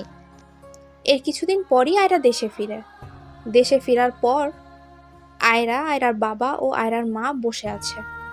তানিশা যে এইভাবে আমাদের ম্যানিপুলেট করবে তা আমি ভাবতেই পারিনি। ছেলেটাকে নিয়ে আমার নিজেরই খোঁজখবর নেওয়া উচিত ছিল, তাহলে আর ভুল বুঝাবুঝি সৃষ্টি হতো না। সরি মা। আনিসের কথা বাদ দাও, ওকে শাস্তি আমি নিজে হাতে দেব। আপাতত নিলয়কে কিভাবে জীবনে ফিরিয়ে আনবো তা নিয়েই ভাবতে হবে। দেখ, আমি মানছি তানিশা হয়তো যে রাস্তা অবলম্বন করেছে তা ভুল, কিন্তু সেও তো নিলয়কে ভালোবেসে এইসব করেছে। আর ওদের সম্পর্কে 5 বছর হয়ে গেছে, আর তুই তো নিলয়ের থেকে এই 5 বছর দূরেই ছিলি। তাই বলছি কি, ওদেরকে ওদের মতো ছেড়ে দিলে হতো না? তুমি কি মনে করো আমি নিলয়কে ভালোবাসি না? আমি জানতাম নিলয় পড়াশোনা শেষ করার আগে বিয়ে করবে না, তাই এতদিন দেশে ফিরিনি। ওর গ্র্যাজুয়েশনের 4-5 মাস হয়েছে, এখন ওর চাকরি হয়ে গেছে, তাই খুব জলদি ও বিয়ে করবে। আমি এমনই সময়েই দেশে ফিরলাম। নিলয়কে ওর শাস্তি দিতাম, অবশেষে বিয়েটাও আমি ওকেই করতাম, কিন্তু তার আগে সব সত্যিটা আমার সামনে চলে আসলো। সব তো বুঝলাম, এখন কিভাবে নিলয়ের জীবনে ফেরত যাবি সেটা বল। আমি আমার ভুলটা শুধরাতে চাই, তাই তুই যেটা করতে বলবি আমি তাতেই রাজি। প্রথমে ভেবেছিলাম নিলয় যেখানে চাকরি করে সেখানে আমি চাকরি নেব, কিন্তু পরে ভেবে দেখলাম নিলয়ের কলিগ হয়ে নিলয়ের ওপরে জোর খাটানো যাবে না, কিন্তু নিলয়ের বস হলে নিলয়ের ওপরে অনেক অধিকার ফলানো যাবে। বাবা, নিলয় যে কোম্পানিতে কাজ করে সেই কোম্পানিটা কিনে নাও। এমনিতেও শুনলাম ওই কোম্পানি লসে চলছে, তাই ওটা কিনতে খুব একটা ঝামেলা হবে না। এভাবেই আয়রা নিলয়ের এক্স থেকে বস হয়ে গেল। বর্তমান নিলয় তানিশাকে ফোনে ট্রাই করেই যাচ্ছে, কিন্তু ফোন সুইচ অফ বলছে। নিলয় বেশ চিন্তায় পড়ে গেল, কারণ তানিশা তাকে প্রতি রাতেই ফোন করে, কিন্তু আজ ফোন করেনি। আবার নিলয় ফোন করলেও ফোন পিক করছিল না, এখন তো সুইচ অফ বলছে। নিলয় ভাবলো তানিশার হয়তো কোনো সমস্যা, আর এমনিও তো পরের দিন অফিসে দেখা হবেই, তাই নিলয় আর বেশি না ভেবে ঘুমিয়ে গেল। পরের দিন অফিসে নিলয় অফিসে এসে দেখলো তার ডেস্কে অন্য একজন বসে আছে। এরপর পিয়ন এসে বলল, আপনার ডেস্ক এখানে না, আপনার বসার ব্যবস্থা ম্যাডামের কেবিনে করা হয়েছে। ঠিক আছে। মনে মনে কী ব্যাপার, যেখানে আয়রার আমাকে সহ্য না করার কথা, আমাকে চাকরি থেকে বরখাস্ত করার কথা, সেখানে আয়রা আমাকে প্রমোশন দিল, আবার নিজের কেবিনেই বসার ব্যবস্থা করলো। আমি অবশ্য বেশি ভাবছি, পা তো বসের কেবিনেই থাকবে। এরপর নিলয় আয়রার কেবিনে গেল, গিয়ে দেখলো আয়রা এখনো আসেনি, তাই কেবিনে ঢুকে নিলয় নিজের কাজ শুরু করে দিল। নিলয় আয়রার কেবিনে বসে কাজ করছিল আর অপেক্ষা করছিল কখন তানিশা আসবে। এইসব ভাবতে ভাবতে আয়রা কেবিনে চলে এলো। নিলয় আয়রাকে দেখে উঠে দাঁড়ালো। Good morning ma'am. Good morning. আপনি এত আগে আসলেন হঠাৎ? আমি ঠিক সময় এসেছি, আপনি দেরি করে এসেছেন। আপনার সাহস তো কম নয়, বসকে বলছেন সে দেরি করে অফিসে এসছে। চান আমার জন্য কফি নিয়ে আসেন। কিন্তু এটা তো পিয়নের কাজ। হ্যাঁ, নর্মালি কাজটা পিয়নরাই করে থাকে, তবে আপনি আমার সাথে যেভাবে কথা বলেছেন তার জন্য এটা আপনার শাস্তি। নিলয় আর কিছু না বলে কফি আনতে চলে গেল। কফি আনতে গিয়ে সে এক নজর তানিশার ডেস্কে তাকিয়ে দেখলো তানিশা নেই। নিলয় বেশ অবাক হলো, কারণ তানিশা তো সাধারণত আরো আগেই চলে আসে, কিন্তু আজ এখনো আসেনি। নিলয় কফি নিয়ে আয়রার কাছে গেল। Ma'am, coffee. আপনি আমার সামনে এক চুমুক খান আগে। হ্যাঁ, আমি খাবো কেন? আমি কাউকে বিশ্বাস করি না। এখন কেন? একজন আমাকে অনেক আগে ধোঁকা দিয়েছিল, তারপর থেকেই আমি এমন। তাই কফিতে বিষ মিশিয়েছেন কিনা আমি দেখতে চাই। নিন, আগে এক চুমুক দেন। আয়রার কথায় নিলয় মাথা নিচু করে দাঁড়িয়ে থাকলো, কারণ সে ভালোভাবে বুঝতে পারলো যে আয়রা যে ধোঁকাবাজের কথা বলছে সেটা নিলয়। আমার এটো কফি খাবেন নাকি আপনি? আমি ওসব নিয়ে ভাবি না, নিন খান। এরপর নিলয় এক চুমুক দিতেই আয়রা কফির কাপটা নিয়ে নিল। বুঝেছি, কফিতে কিছু নেই। আপনি আপনার ডেস্কে যান। ঠিক আছে। মনে মনে, আমি তোমাকে ধোঁকাবাজ বললাম, তাও তুমি সত্যিটা বললে না। আমার বাবাকে দেওয়া কথার দাম এত বেশি তোমার কাছে? নিলয় কাজ করছে আর মাঝে মাঝে তানিশাকে ফোন দিচ্ছে, কিন্তু তানিশার ফোন এখনো সুইচ অফ বলছে। নিলয় আর বসে থাকতে পারলো না, সে আয়রার কাছে গিয়ে বলল, ম্যাম। হ্যাঁ বলুন। ম্যাম, তানিশা তো আপনার বেস্ট ফ্রেন্ড, তো আপনি কি জানেন তানিশার কিছু হয়েছে কিনা? ফোনের উপর ফোন দিচ্ছি, গতকাল রাত থেকে ফোনটা সুইচ অফ বলছে, আবার আজকে অফিসেও আসেনি। কিছু কি হয়েছে জানেন? কতবার ফোন দিয়েছেন? তা কমপক্ষে 20 থেকে 30 বার হবে গতকাল রাত থেকে এখন পর্যন্ত। বাহ, কি প্রেম! আমার এক্স তো জীবনে সামনে থেকে একটা ফোন করেছিল বলে আমার মনেই পড়ছে না। যাই হোক, আনিশা আর এই অফিসে আসবে না। গতকাল ওর বিয়ে হয়ে গেছে। এই যে বিয়ের ছবি।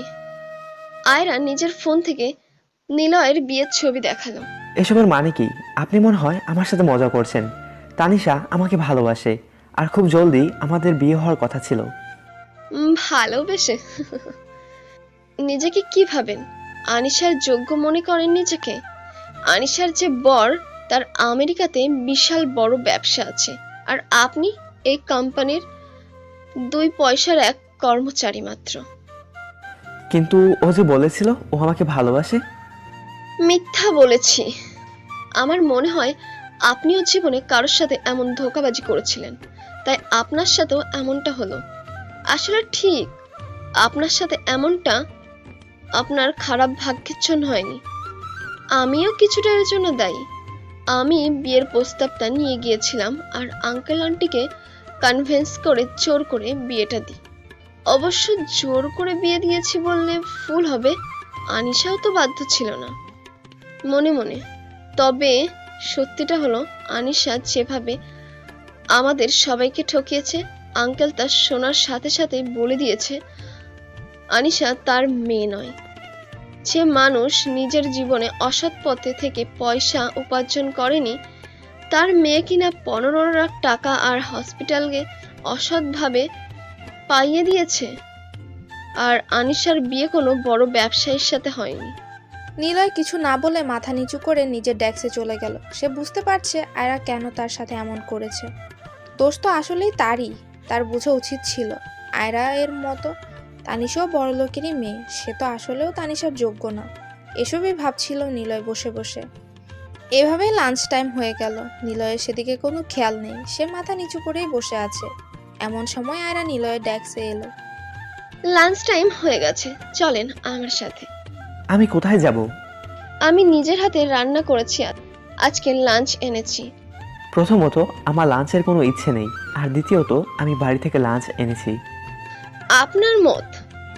আমারও 2টা কথা আছে।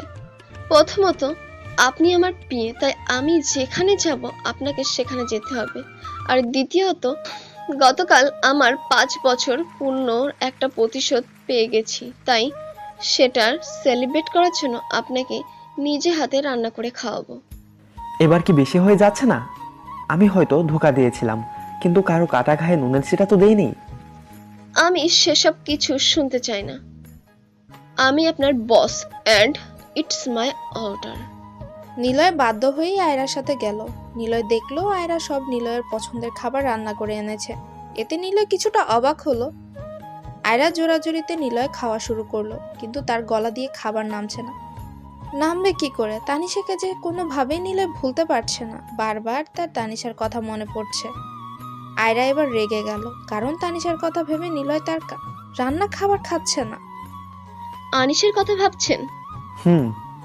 আপনার লজ্জা করে না? আরেকজনকে বিয়ে করা বউকে এত ভাবনা চিন্তা করছেন? তো আপনার আনন্দ করা কি শেষ হয়েছে? এবার কি আমি যেতে পারি আমার কাজে? জি না, এখনো শেষ হয়নি। আগে পুরো খাবারটা শেষ করবেন, তারপরে যাবেন নিজের কাজে। নিলয়ের আয়রার সাথে কথা বাড়ানোর বিন্দুমাত্র ইচ্ছে নেই, তাই নিলয় খাবারগুলো জোর করে গিলল, তারপর চলে গেল। নিলয়ের অবস্থা দেখে আয়রা খুব কষ্টে নিজের হাসি চেপে রেখেছে। লাঞ্চের কিছু সময় পর আয়রা নিলয়ের ডেস্কে গেল। আগামীকাল পেপারে অ্যাড দিয়েন যে কোম্পানিতে স্টাফ লাগবে। আনিশার জায়গাটা তো ফাঁকা। ঠিক আছে। এখন চলুন আমার সাথে। আবার কোথায় যেতে হবে? বেশি কথা না বাড়িয়ে চলুন আমার সাথে। এরপর আয়রা নিলয়কে সেই জায়গায় নিয়ে গেল যেখানে আয়রা আর নিলয় আগে প্রায় যেত। আনিশা তোর বিয়ে হয়ে গেল, এবার কি করবেন? চাকরিটা ভালো মতো করে বোনকে ভালোভাবে পড়াশোনা করাবো, মাকে একটা আরামের জীবন দেব। নিলয়, তুমি কি সত্যি আমার সাথে ভালোবাসার অভিনয় করেছিলে টাকার জন্য? আমার সাথে নাটক করেছিলে? হ্যাঁ, সব অভিনয় ছিল। তো সেই টাকা নিয়ে কি করলে? সব টাকা খরচ করে ফেলেছি। এত টাকা কিভাবে খরচ করলে? সেটা আমি আপনাকে বলতে বাধ্য নই। অফিস টাইম শেষ। ঘড়ির দিকে তাকিয়ে বললাম, আমি এখন আসি। নিলয় চলে গেল। আয়রা এক নজর নিলয়ের যাওয়ার দিকে তাকিয়ে থাকলো। আমার নিজের দেওয়া কথার দাম এতই বেশি তোমার কাছে যে সত্যিটা তুমি আজও বললে না। সত্যি একদিন তোমার মুখ থেকে বের করবই। নিলয় সেদিন সারা রাত ঘুমালো না। সে মনে মনে ঠিক করলো তানিশা তো তার জীবন থেকে চলেই গেছে, তাকে নিয়ে আর ভাবা ঠিক নয়, কারণ তানিশা এখন অন্যের বউ। তার অধিকার নেই সে জীবনে কাউকে ভালোবাসবে। সে এখন খালি নিজের পরিবার আর ক্যারিয়ারকে ভালোবাসবে, আর কাউকে না। এটা নিলয় মনে মনে ঠিক করলো। এরপর শেষ রাতে নিলয় ঘুমিয়ে গেল। পরের দিন সকালে নিলয় ঘুম থেকে উঠে নিজের বাড়িতে একটি মেয়ের কণ্ঠ শুনতে পেল। কণ্ঠটা নিলয়ের খুবই পরিচিত লাগলো। নিলয় ঘরের বাইরে গিয়ে দেখলো আয়রা এসেছে। আয়রারা এইরকম হঠাৎ করে চলে আসায় নিলয় বেশ অবাক হলো। নিলয় দেখলো আয়রা তার মা আর বোনের সাথে গল্প করছে। ম্যাম, আপনি হঠাৎ আমার বাড়িতে আসলেন? কেন আসতে পারি না? না, তা নয়, কিন্তু হঠাৎ আসলেন তাই জিজ্ঞেস করলাম। আজ অফিসে যাব না, এতদিন পর দেশে এসেছি, তাই ভাবলাম আজ একটু শহরটা ঘুরে দেখি। ও, তাহলে আপনি এখানে কেন আসলেন? আমি তো এখনো বুঝতে পারছি না। তো আমি একা একা ঘুরতে যাব নাকি? তুমিও তো যাবে আমার সাথে। আমি আপনার সাথে যাব কেন? আমাকে তো অফিসে যেতে হবে। মনে মনে বললাম, কি ব্যাপার, আপনি থেকে আবার তুমি ডাকছে কেন? আমি অফিসে যাচ্ছি না। তুমি আমার বিয়ে হয়ে অফিসে গিয়ে কি করবে? আজ তোমারও ছুটি, তুমি আমার সাথে যাবে। আমার সাথে যাবেন কেন? কোনো এক বন্ধুর সাথে গেলেই তো পারেন। আমি এত কোনো উত্তর দিতে পারবো না। রেডি হয়ে নাও। ব্রেকফাস্টও করতে দিন, আর আপনিও আসেন ব্রেকফাস্ট করতে। বাইরে করব ব্রেকফাস্ট, জলদি রেডি হয়ে এসো। কিছুক্ষণ পর আয়রা আর নিলয় বের হলো। সারাদিন বিভিন্ন জায়গায় ঘুরলো। একটা জায়গায় হঠাৎ এক মেয়ে এসে নিলয়কে জড়িয়ে ধরলো। এটা দেখে আয়রার মাথায় বিশাল গরম হয়ে গেল। আয়রা মেয়েটাকে অনেক জোরে টান মেরে ছাড়িয়ে দিল। আপনি কে? এভাবে হুট করে ওকে জড়িয়ে ধরলেন কেন? ওর নাম রিমি, আমার স্কুল ফ্রেন্ড। অনেকদিন পর দেখা হয়েছে, তাই হয়তো আবেগ সামলাতে না পেরে জড়িয়ে ধরেছে। মনে মনে বললাম, আয়রা সে আগের মতো কেন করছে? এত অধিকার কেন দেখাচ্ছে আমার উপর? হাই, আমি রিমি, নিলয়ের স্কুল ফ্রেন্ড, কিন্তু আপনাকে তো সঠিক চিনলাম না। আপনি কে? আমি আয়রা, নিলয়ের অফিসের বস। এভাবে কিছুক্ষণ কথা বলার পর রিমি বিদায় নিল। এরপর আয়রা আর নিলয় একটা নীরব জায়গায় গিয়ে বসলো। আনিশা তো চলে গেল তোমার জীবন থেকে, কিন্তু তোমার মধ্যে কোনো দুঃখ দেখতে পাচ্ছি না আনিশা চলে যাওয়ায়। তানিশা হয়তো আমার কপালে ছিল না, তাই তানিশাকে পাইনি। এখন ভাগ্যের সাথে লড়াই করা তো আর আমার পক্ষে সম্ভব না। আর তানিশা এখন অন্যের বউ, তাকে নিয়ে ভাবাও এখন অনুচিত কাজ। আমার কিন্তু তেমনটা মনে হচ্ছে না। আমার মনে হয় তুমি আনিশাকে মন থেকে কখনোই ভালোবাসোনি। হয়তোবা তুমি জীবনে এমন একটা সময় পার করেছিলে যখন তোমার একজন বন্ধুর দরকার ছিল। আনিশা হয়তো তোমার সেই বন্ধু হয়েছিল, কিন্তু তোমরা সেই সম্পর্কের নাম দিয়েছো ভালোবাসার সম্পর্ক। তাই হয়তো তোমার মনে হয় তুমি আনিশাকে ভালোবাসো। আনিশাকে যদি সত্যি মন থেকে ভালোবাসতে, তাহলে নিজের মনকে এত সহজেই বুঝিয়ে নিতে পারতে না। নিলয় এবার নিজেও ভাবতে লাগলো, হয়তো আয়রা ঠিক বলছে। কারণ আয়রার জীবন থেকে যখন নিলয় সরে গিয়েছিল, তখন নিলয় নিজেকে কোনোভাবেই শান্ত রাখতে পারছিল না, নিজেকে বোঝাতে পারছিল না। ঠিক অমন সময় তানিশা নিলয়ের পাশে দাঁড়ায়, প্রপোজ করে। তাই হয়তো নিলয় এই বন্ধুত্বটাকে ভালোবাসা মনে করেছে। নিলয়কে চুপ করে থাকতে দেখে আয়রা আবার বলল, নিলয়, আমি এখনো তোমায় ভুলতে পারিনি। তুমি হয়তো তখন কাজটা ভুল করে ফেলেছিলে। আমার আবার নতুন করে কি সবকিছু শুরু করতে পারি না? আমাদের মধ্যেকার সম্পর্কটা? না, পারি না। যেটা নষ্ট হয়ে গেছে সেটা গেছে। ঠিক আছে, তোমাকে নিজে থেকে ফিরতে হবে না। আমি তোমাকে আমার জীবনে ফিরিয়ে আনবো, সেটা যেভাবেই হোক। এরপর আয়রা নিলয়কে তার বাড়িতে ড্রপ করে দিয়ে নিজের বাড়ি চলে গেল।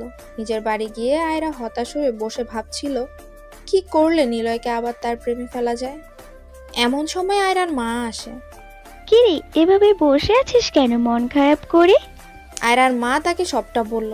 সব শুনে আয়রার মা বলল, ডায়েরিটা নিলয়কে দিচ্ছিস না কেন? ও যদি সব সত্যি জানতে পারে, তাহলেই তো আবার তোকে মেনে নেবে। আর আমার তো মনে হচ্ছে ওই ছেলে কোনোভাবেই তোর বাবাকে দেওয়া কথা ভাঙবে না।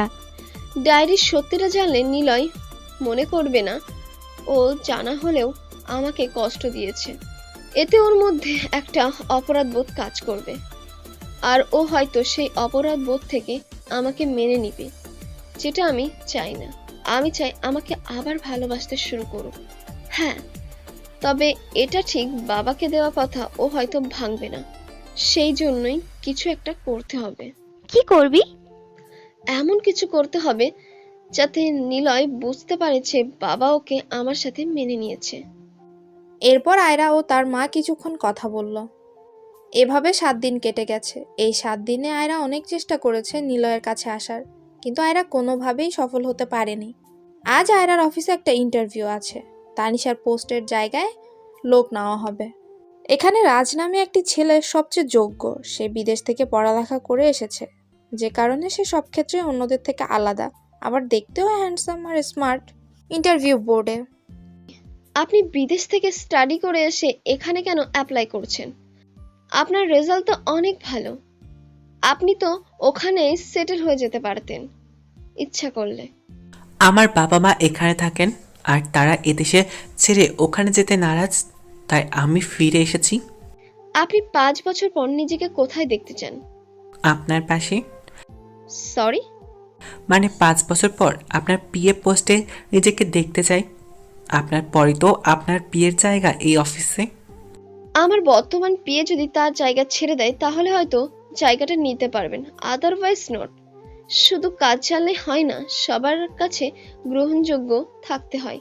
আমার পিএকে অপছন্দ করে এমন কেউ এই অফিসে পাবেন না। Anyway, you are appoint. Thank you ma'am. মনে মনে আপনার পিএকে সরিয়ে দাঁড়াতে হবে না, আমি ওকে সরিয়ে দেব। ওকে না সরালে তো আমি আপনার কাছে আসতে পারবো না। এরপর রাজ বেরিয়ে গেল। অফিস থেকে বের হয়ে রাজ একজনকে ফোন করলো। হ্যালো ড্যাড, আমি চাকরিটা পেয়ে গেছি খুব জলদি। আয়রাকে নিজের ভালোবাসার জালে ফেলে আয়রার বাবার সমস্ত ইম্পেয়ারের মালিক হব আমি।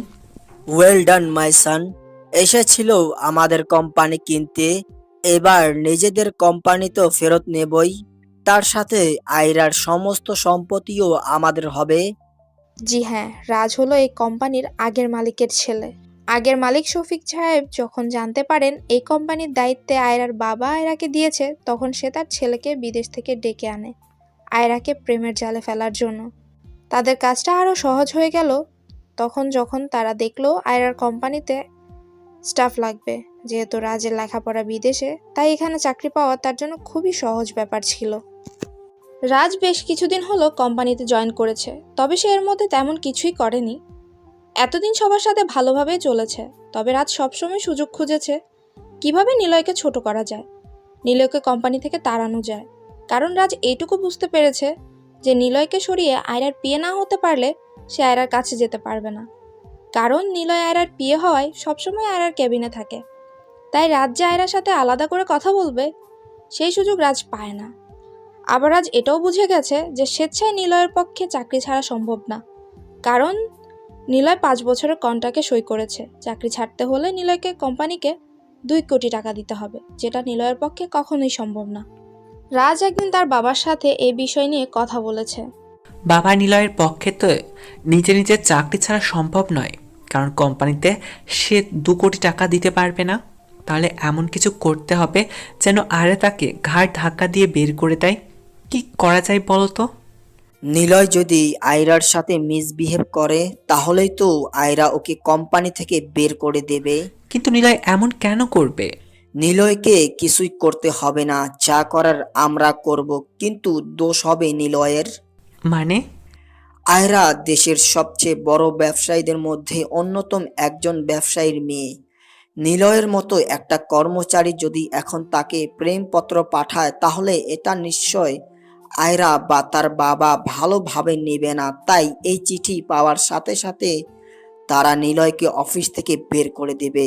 হ্যাঁ, এটা করে দেখা যেতে পারে। এরপর রাজ একজন হ্যান্ডরাইটিং এক্সপার্টকে নিয়ে নিলয়ের লেখা নকল করিয়ে একটি চিঠি লিখালো এবং খামে নিলয়ের নাম ঠিকানা দিয়ে আয়রার বাড়িতে পোস্ট করে দিল। চিঠিটা আয়রার বাবার হাতে পড়লো।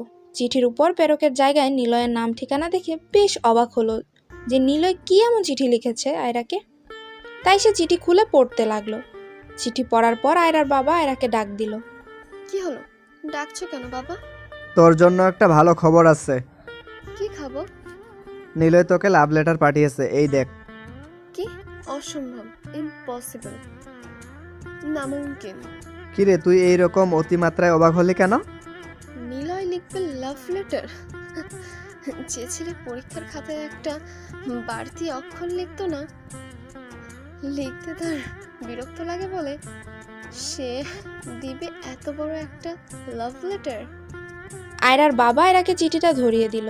তাহলে এটা কি নিলয়ের হ্যান্ড রাইটিং নয়? আয়রা চিঠিটা দেখলো। হ্যাঁ, দেখো তো নিলয়ের হ্যান্ড রাইটিং বলে মনে হচ্ছে। আচ্ছা, অফিসে যাই, তারপর দেখি। আয়রার মা বাবা মেয়ের সব কথা শুনছিল। আমার কিন্তু অন্য কিছু মনে হচ্ছে। মানে? নিলয়ের এত তাড়াতাড়ি তোকে তো নতুন করে ভালোবেসে ফেলার কথা না? আবার তোর বাবাকে দেওয়ার কথাও এভাবে ভেঙে দেওয়ার মতো ছেলে নিলয় নয়। কথাটা ফুল বলনি। আহা, মন খারাপ করছিস কেন? আমি জাস্ট আমার ধারণার কথা বলছি। আমার কথা তো ভুলও হতে পারে। না, তোমার কথা শুনে আমার মনে হচ্ছে এটা অন্য কারোর কাজ হতে পারে, কারণ নিলয় এরকম ভাবে চিঠি লেখার মতো ছেলে না। কেউ হয়তো নিলয়কে আমার সামনে খারাপ বানাতে চাইছে, এমন চালবাজি করছে। যদি কেউ করে তাকে আমি ছাড়বো না। যা করবি বুঝে করিস, আর তোর বাবার সাথে নিলয়ের দেখাটা একটু তাড়াতাড়ি করিয়ে দে। যত দেরি করব নিলয় তত দেরিতেই তোর কাছে ধরা দিবে। কয়েকদিন পর তো তোমাদের ম্যারেজ অ্যানিভার্সারি উপলক্ষে একটা পার্টি থ্রো করব, সেখানে নিলয়ের সাথে বাবার দেখা করিয়ে দেব। হ্যাঁ, সেটাই ভালো হবে। তবে নিলয় আসবে তো? নিলয়কে পার্টিতে আনার দায়িত্ব আমার। এরপর আয়রা অফিসে গেল। আয়রার কেবিনে রাজ আজ একটু আগে এসেছে শুধুমাত্র এটা দেখার জন্য যে আয়রা কেমন মনোভাব নিয়ে অফিসে এসেছে। কিন্তু রাজ দেখলো যে আয়রা বেশ হাসি খুশি মনোভাব নিয়েই অফিসে এসেছে। এতে রাজ কিছুটা অবাক হয়। আয়রার কেবিনে রোজকার মতো নিলয় আজকেও আয়রার আগেই এসেছে। আয়রা এসেই নিজের ডেস্কে না বসে নিলয়ের ডেস্কে গেল। আয়রা চিঠিটা নিলয়ের সামনে রাখলো। এসব চিঠি দিয়ে প্রপোজ করলে হবে না, আমার সামনে সিনেমার মতো হাঁটু করে বসে প্রপোজ করতে হবে, তাহলে আমি অ্যাকসেপ্ট করব। কি বলছেন? আপনার কথার আগামাথা কিছুই বুঝতে পারছি না।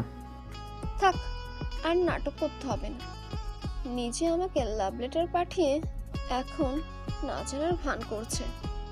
নিলয় আবার চিঠিটা খুলে এক নজর দেখে বলল, হাতের লেখাটা আমার মতো, তবে এই চিঠিটা আমি লিখিনি। কেউ আমার নাম দিয়ে মজা করেছে আপনার সাথে। তুমি সত্যি এই চিঠি লেখনি? না, আমি লিখিনি। আমি প্রপোজ করলে সামনাসামনি করি, এরকম চিঠি দিয়ে প্রপোজ করা আমার পোষায় না।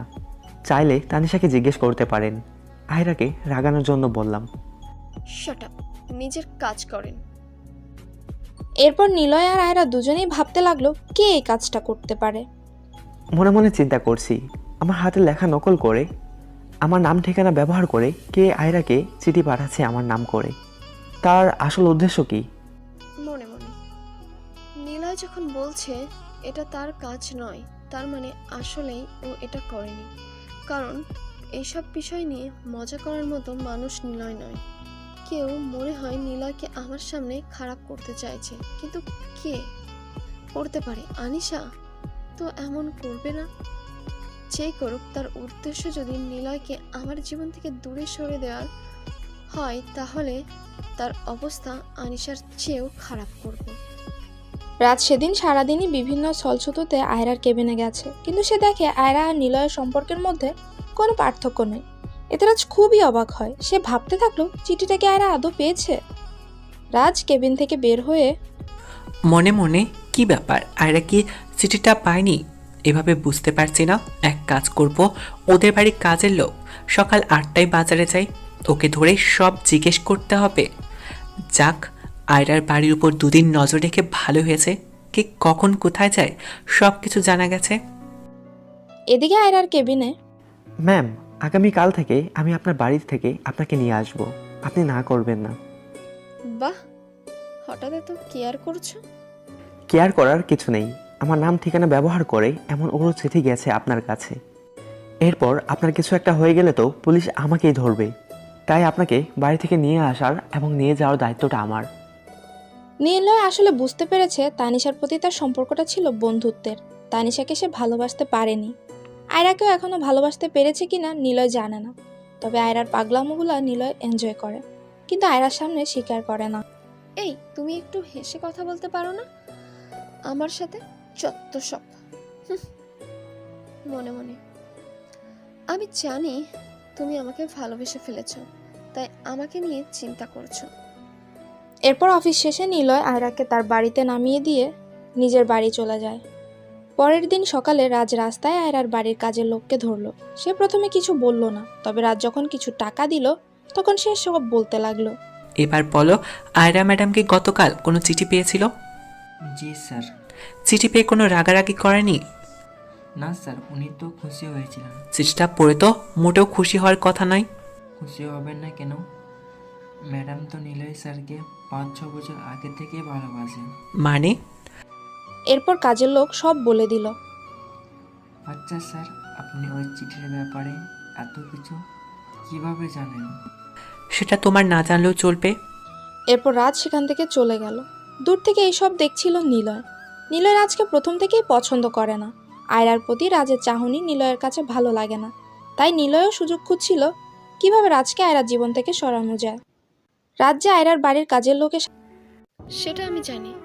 আপনি বলেছিলেন আপনি 4 দিন পর একটা পার্টি দিবেন আপনার বাবা মায়ের ম্যারেজ অ্যানিভার্সারির উপলক্ষে। সেখানে অফিসের সবাইকে দাওয়াত দিয়েছেন, তাই না? আমি সেখানে সবার সামনেই প্রমাণ করে দেব যে আমি নির্দোষ। আমাকে 4 দিন ছুটি দেন, আর অফিসের সবাইকে বলবেন যে আপনি আমাকে বরখাস্ত করেছেন, কিন্তু আমার মা আর বোনের কথা ভেবে আপনি আমাকে পুলিশে দেননি। কিন্তু কোনো কিন্তু নয়, আমি আমার প্ল্যানের সবটা আপনাকে পরে বলবো। এখন আমার হাতে সময় নেই, আমাকে প্রমাণ জোগাড় করতে হবে। তবে এতটুকু জেনে রাখুন, আমি কাঁটা দিয়ে কাঁটা তুলতে চাচ্ছি। আর এই 4 দিন আপনি অফিসে আসবেন না, বিপদ হতে পারে। আপনাকে যেটা বলেছি সেটা শুনেন। এরপর নিলয় কেবিন থেকে বেরিয়ে গেল। অনেকেই তাকে অনেক কথা বলল, কিন্তু কোনো কথায় কান না অফিসের বাইরে বের হয়ে গেল। আয়রা পরে সবাইকে বলল নিলয়কে বরখাস্ত করা হয়েছে। নতুন পিএ 4 দিন পর ঠিক করবে, আর সে এই 4 দিন অফিসে আসবে না। নিলয়ের খবরে আর কেউ খুশি না হলেও রাজ খুব খুশি হয়েছে। অফিস থেকে বের হয়েই নিলয় নিজের বেস্ট ফ্রেন্ড সিয়ামের কাছে গেল। সিয়াম হলো পুলিশের এসআই। নিলয় সিয়ামকে সবটা বলল, আর সিয়ামও নিলয়ের এক কথায় নিলয়কে সাহায্য করতে রাজি হয়ে গেল। তো নিজেকে নির্দোষ প্রমাণ করবে কিভাবে? এখন তুই আমার সাথে ব্যাংকে যাবি, যে ব্যাংকে আমার অ্যাকাউন্ট খোলা হয়েছে সেটাতে যাবি। গিয়ে ম্যানেজারের কাছ থেকে সব সত্যিটা শুনবি, সিসিটিভির ফুটেজ নিবি। যে আমার নামে অ্যাকাউন্ট খুলেছে তার চেহারা সিসিটিভিতে নিশ্চয়ই উঠেছে। তোর আর ম্যানেজারের কথা আমি সব ক্যামেরাতে রেকর্ড করব। তারপর অ্যাকাউন্টেন্ট সালমানের বাড়িতে যাব, সেখানেও তুই সব সত্যিটা বের করবি আর আমি ক্যামেরাতে রেকর্ড করব। সিয়াম আর নিলয় এক এক করে সালাম আর ব্যাংক ম্যানেজারকে ধরে সব সত্যটা বের করলো তাদের কাছ থেকে এবং উভয়কে অ্যারেস্ট করলো। আর যাতে রাজ পর্যন্ত খবরটা না পৌঁছায়। আর ব্যাংকের ফুটেজও দেখা যাচ্ছে রাজ নিলয়ের নামে অ্যাকাউন্ট খুলছে। সিয়াম, রাজকে নিয়ে আমার আগেও সন্দেহ হয়েছিল। তুই খোঁজ লাগা, ওর আসল পরিচয় বের কর। আর ও কোনো উদ্দেশ্য নিয়ে এখানে এসেছে, না হলে বিদেশ থেকে কেউ বিনা কারণে আসে? ঠিক আছে। একদিনে সিয়াম রাজের আসল পরিচয় বের করে ফেললো। সিয়াম নিলয়কেও রাজের আসল পরিচয় জানালো। আমার তো মনে হয় যা প্রমাণ পেয়েছি তাতে তুই খুব সহজেই নির্দোষ প্রমাণিত হয়ে যাবে। হ্যাঁ, তা হব, কিন্তু এতে তো আমার মনের জ্বালা মিটবে না। আমাকে আমার ভালোবাসার মানুষের সামনে চোর প্রমাণ করেছে মিথ্যা প্রমাণ তৈরি করে। ওকে তো একটু শাস্তি আমিও দিব নাকি? কি করবি তুই? তুই আমার সাথে চল, আয়রার সাথে দেখা করে একসাথে তোদের দুজনকে বলবো যে আমি কি করব। এরপর সিয়াম আর নিলয় আয়রার সাথে একটি রেস্টুরেন্টে গেল। নিলয় সমস্ত প্রমাণ আয়রাকে দেখালো, রাজের আসল পরিচয় বলল। আয়রা প্রচন্ড রেগে গেল। ওর এত বড় সাহস, ওকে আমি এখনই পুলিশে দেব। জীবনে যেন জেল থেকে বের না হতে পারে সেই ব্যবস্থাও করব। সবই হবে, তবে এখন নয়। আগে আমি আমার প্রতিশোধ নেব, তারপর সব হবে। মানে? ও যেমন আমাকে সবার সামনে চোর প্রমাণ করেছিল, আমিও তেমন ওকে সবার সামনে চরিত্রহীন প্রমাণ করব। তবে এতে তোর সাহায্য প্রয়োজন। আমি রাজি, কি করতে হবে বলো? শোনো তাহলে, যেখানে পার্টি হবে সেখানে বিভিন্ন জায়গায় সিসিটিভি ক্যামেরা লাগানো থাকবে। আমি আমার একটা লোককে তোমাদের পার্টিতে ওয়েটার হিসেবে পাঠাবো। সেখানে সিসিটিভি ক্যামেরার বরাবর দাঁড়িয়ে থাকবে, হাতে কোল্ড ড্রিঙ্কসের ট্রে নিয়ে। এরপর সিয়াম সেখানে যাবে, গিয়ে ওয়েটারের হাতে কিছু টাকা দিয়ে একটা গ্লাসে চিনি মিশিয়ে দিবে। এরপর সিয়াম তোমার দিকে ইশারা করবে, ওয়েটার তোমাকে চিনি মেশানো গ্লাসটা দিবে। তুমি সেটাই নিবে আর ড্রিঙ্ক করবে। ড্রিঙ্ক করে এমন নাটক করবে যাতে মনে হয় তোমার নেশা হয়ে গেছে। এরপর রাজকে বলবে তোমাকে যেন তোমার বাড়িতে পৌঁছে দেয়। এরপর রাজকে নিয়ে গাড়ির কাছে যাবে। গাড়ির দরজা খুলে এমনভাবে সিটে শুয়ে পড়বে যেন দেখে মনে হয় রাজ তোমাকে ধাক্কা দিয়ে ফেলে দিয়েছে। এরপর তুমি চিৎকার করবে বাঁচাও বাঁচাও বলে, তখনই আমি পৌঁছে যাব। এরপর বাকিটা আমি সামলে নেব। রাজকে এমন মারা মারবো।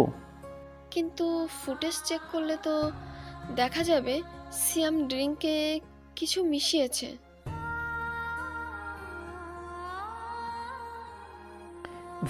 সিয়ামের জায়গায় এডিট করে রাজকে আনা হবে। এতে প্রমাণ হয়ে যাবে যে রাজ তোমার পাকে ফাঁসিয়ে তোমার থেকে দূরে সরিয়ে দিয়েছে।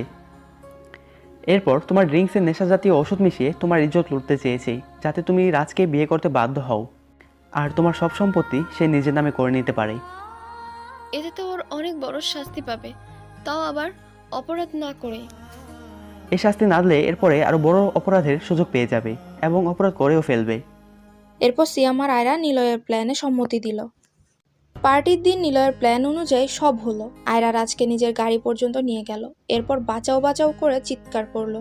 প্ল্যান অনুযায়ী নিলয় সেখানে চলে আসে আর রাজকে বেধম মারে। ততক্ষণে পার্টিতে উপস্থিত সবাই চলে এসেছে আয়রাদের কাছে। ম্যাম তোর চুরি ধরে সবার সামনে অপরাধী প্রমাণ করবে বলে তুই ম্যামের সর্বনাশ করতে চাই। আমি কিছু করিনি, আমাকে ফাঁসানো হচ্ছে চিৎকার করে সবার উদ্দেশ্যে। তুই যে কি করেছিস সব প্রমাণ হবে, ভেতরে চল। এরপর সবাই ভেতরে গেল এবং প্রজেক্টরে নিলয়ের জোগাড় করা সব প্রমাণ দেখানো হলো। এরপর রাজ স্বীকার করলো যে আয়রাকে বিয়ের জালে ফেলে আয়রার সম্পত্তি নিজের নামে করে নেওয়াই ছিল তার উদ্দেশ্য, আর এটা সে তার বাবার কথাই করেছে। এরপর পুলিশ রাজকে অ্যারেস্ট করে নিয়ে চলে গেল। পার্টি শেষে আয়রা নিলয়কে অপেক্ষা করতে বলল। নিলয়, তুমি একটু দাঁড়াও, বাবা তোমার সাথে দেখা করবে। ঠিক আছে। মনে মনে আয়রার বাবাকে তো কথা দিয়েছিলাম আয়রার জীবনে আর কখনো ফিরবো না। এখন তো আয়রার অফিসেই কাজ করি, নিশ্চয়ই উনি আমার সমস্যাটা বুঝবেন। এরই মধ্যে আয়রার বাবাও চলে আসলো। হ্যালো ইয়াং ম্যান, কেমন আছো? জি স্যার, ভালো আছি। আপনি ভালো আছেন? হ্যাঁ, আমিও ভালোই আছি। বাবা আসল কথা বলো না। বলছি তোর দেখি তাড়াশ হইছে না। আসল কথা?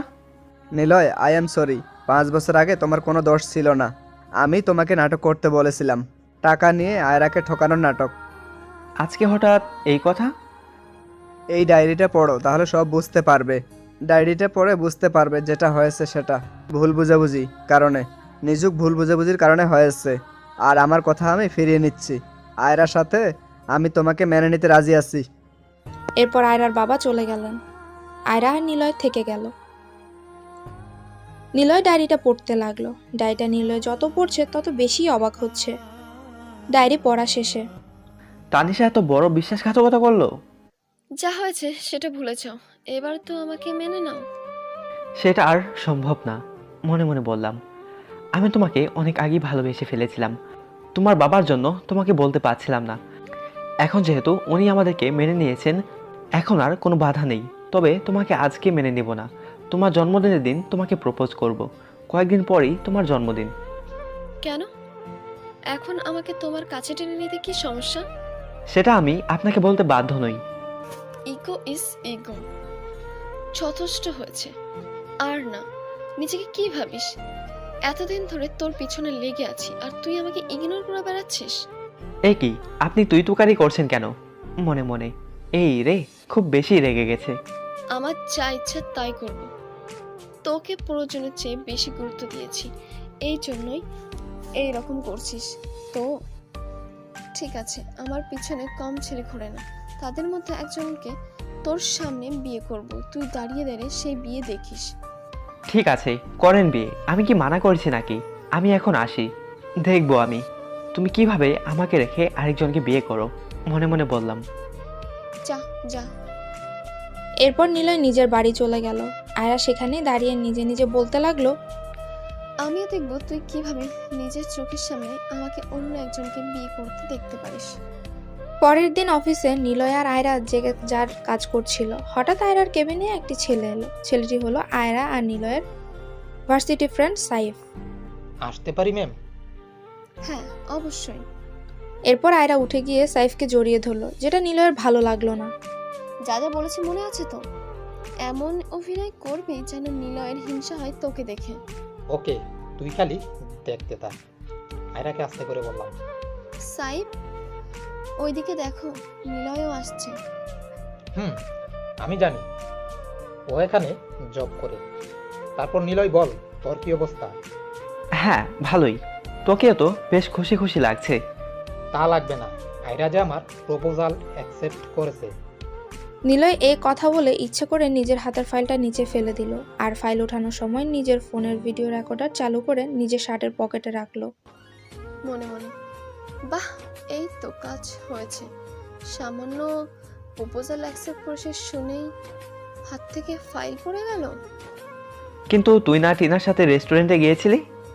আর ওইসব কিছু না, টিনার পিছে অনেক ছেলে লেগে থাকতো, তাই টিনা আমাকে বলেছিল ওর সাথে রিলেশনের নাটক করতে। আমি আয়রাকে অনেক আগে থেকেই ভালোবাসি, কিন্তু ওকে বলার আগেই ও ভার্সিটি ছেড়ে দিয়ে বিদেশে চলে গেল। তারপর ওর সাথে এফবির মাধ্যমে যোগাযোগ ছিল। হ্যাঁ সাইফ, এর সাথে প্রায় প্রতিদিন আমার কথা হতো। যখন আমি বিদেশে ছিলাম ও আমাকে প্রপোজ করেছিল, কিন্তু আমি তোমার জন্য ওকে না করে দিতাম। কিন্তু কাল যখন তুমি আমাকে আবার না করে দিলে, ভাবলাম সাইফকে একটা সুযোগ দিই।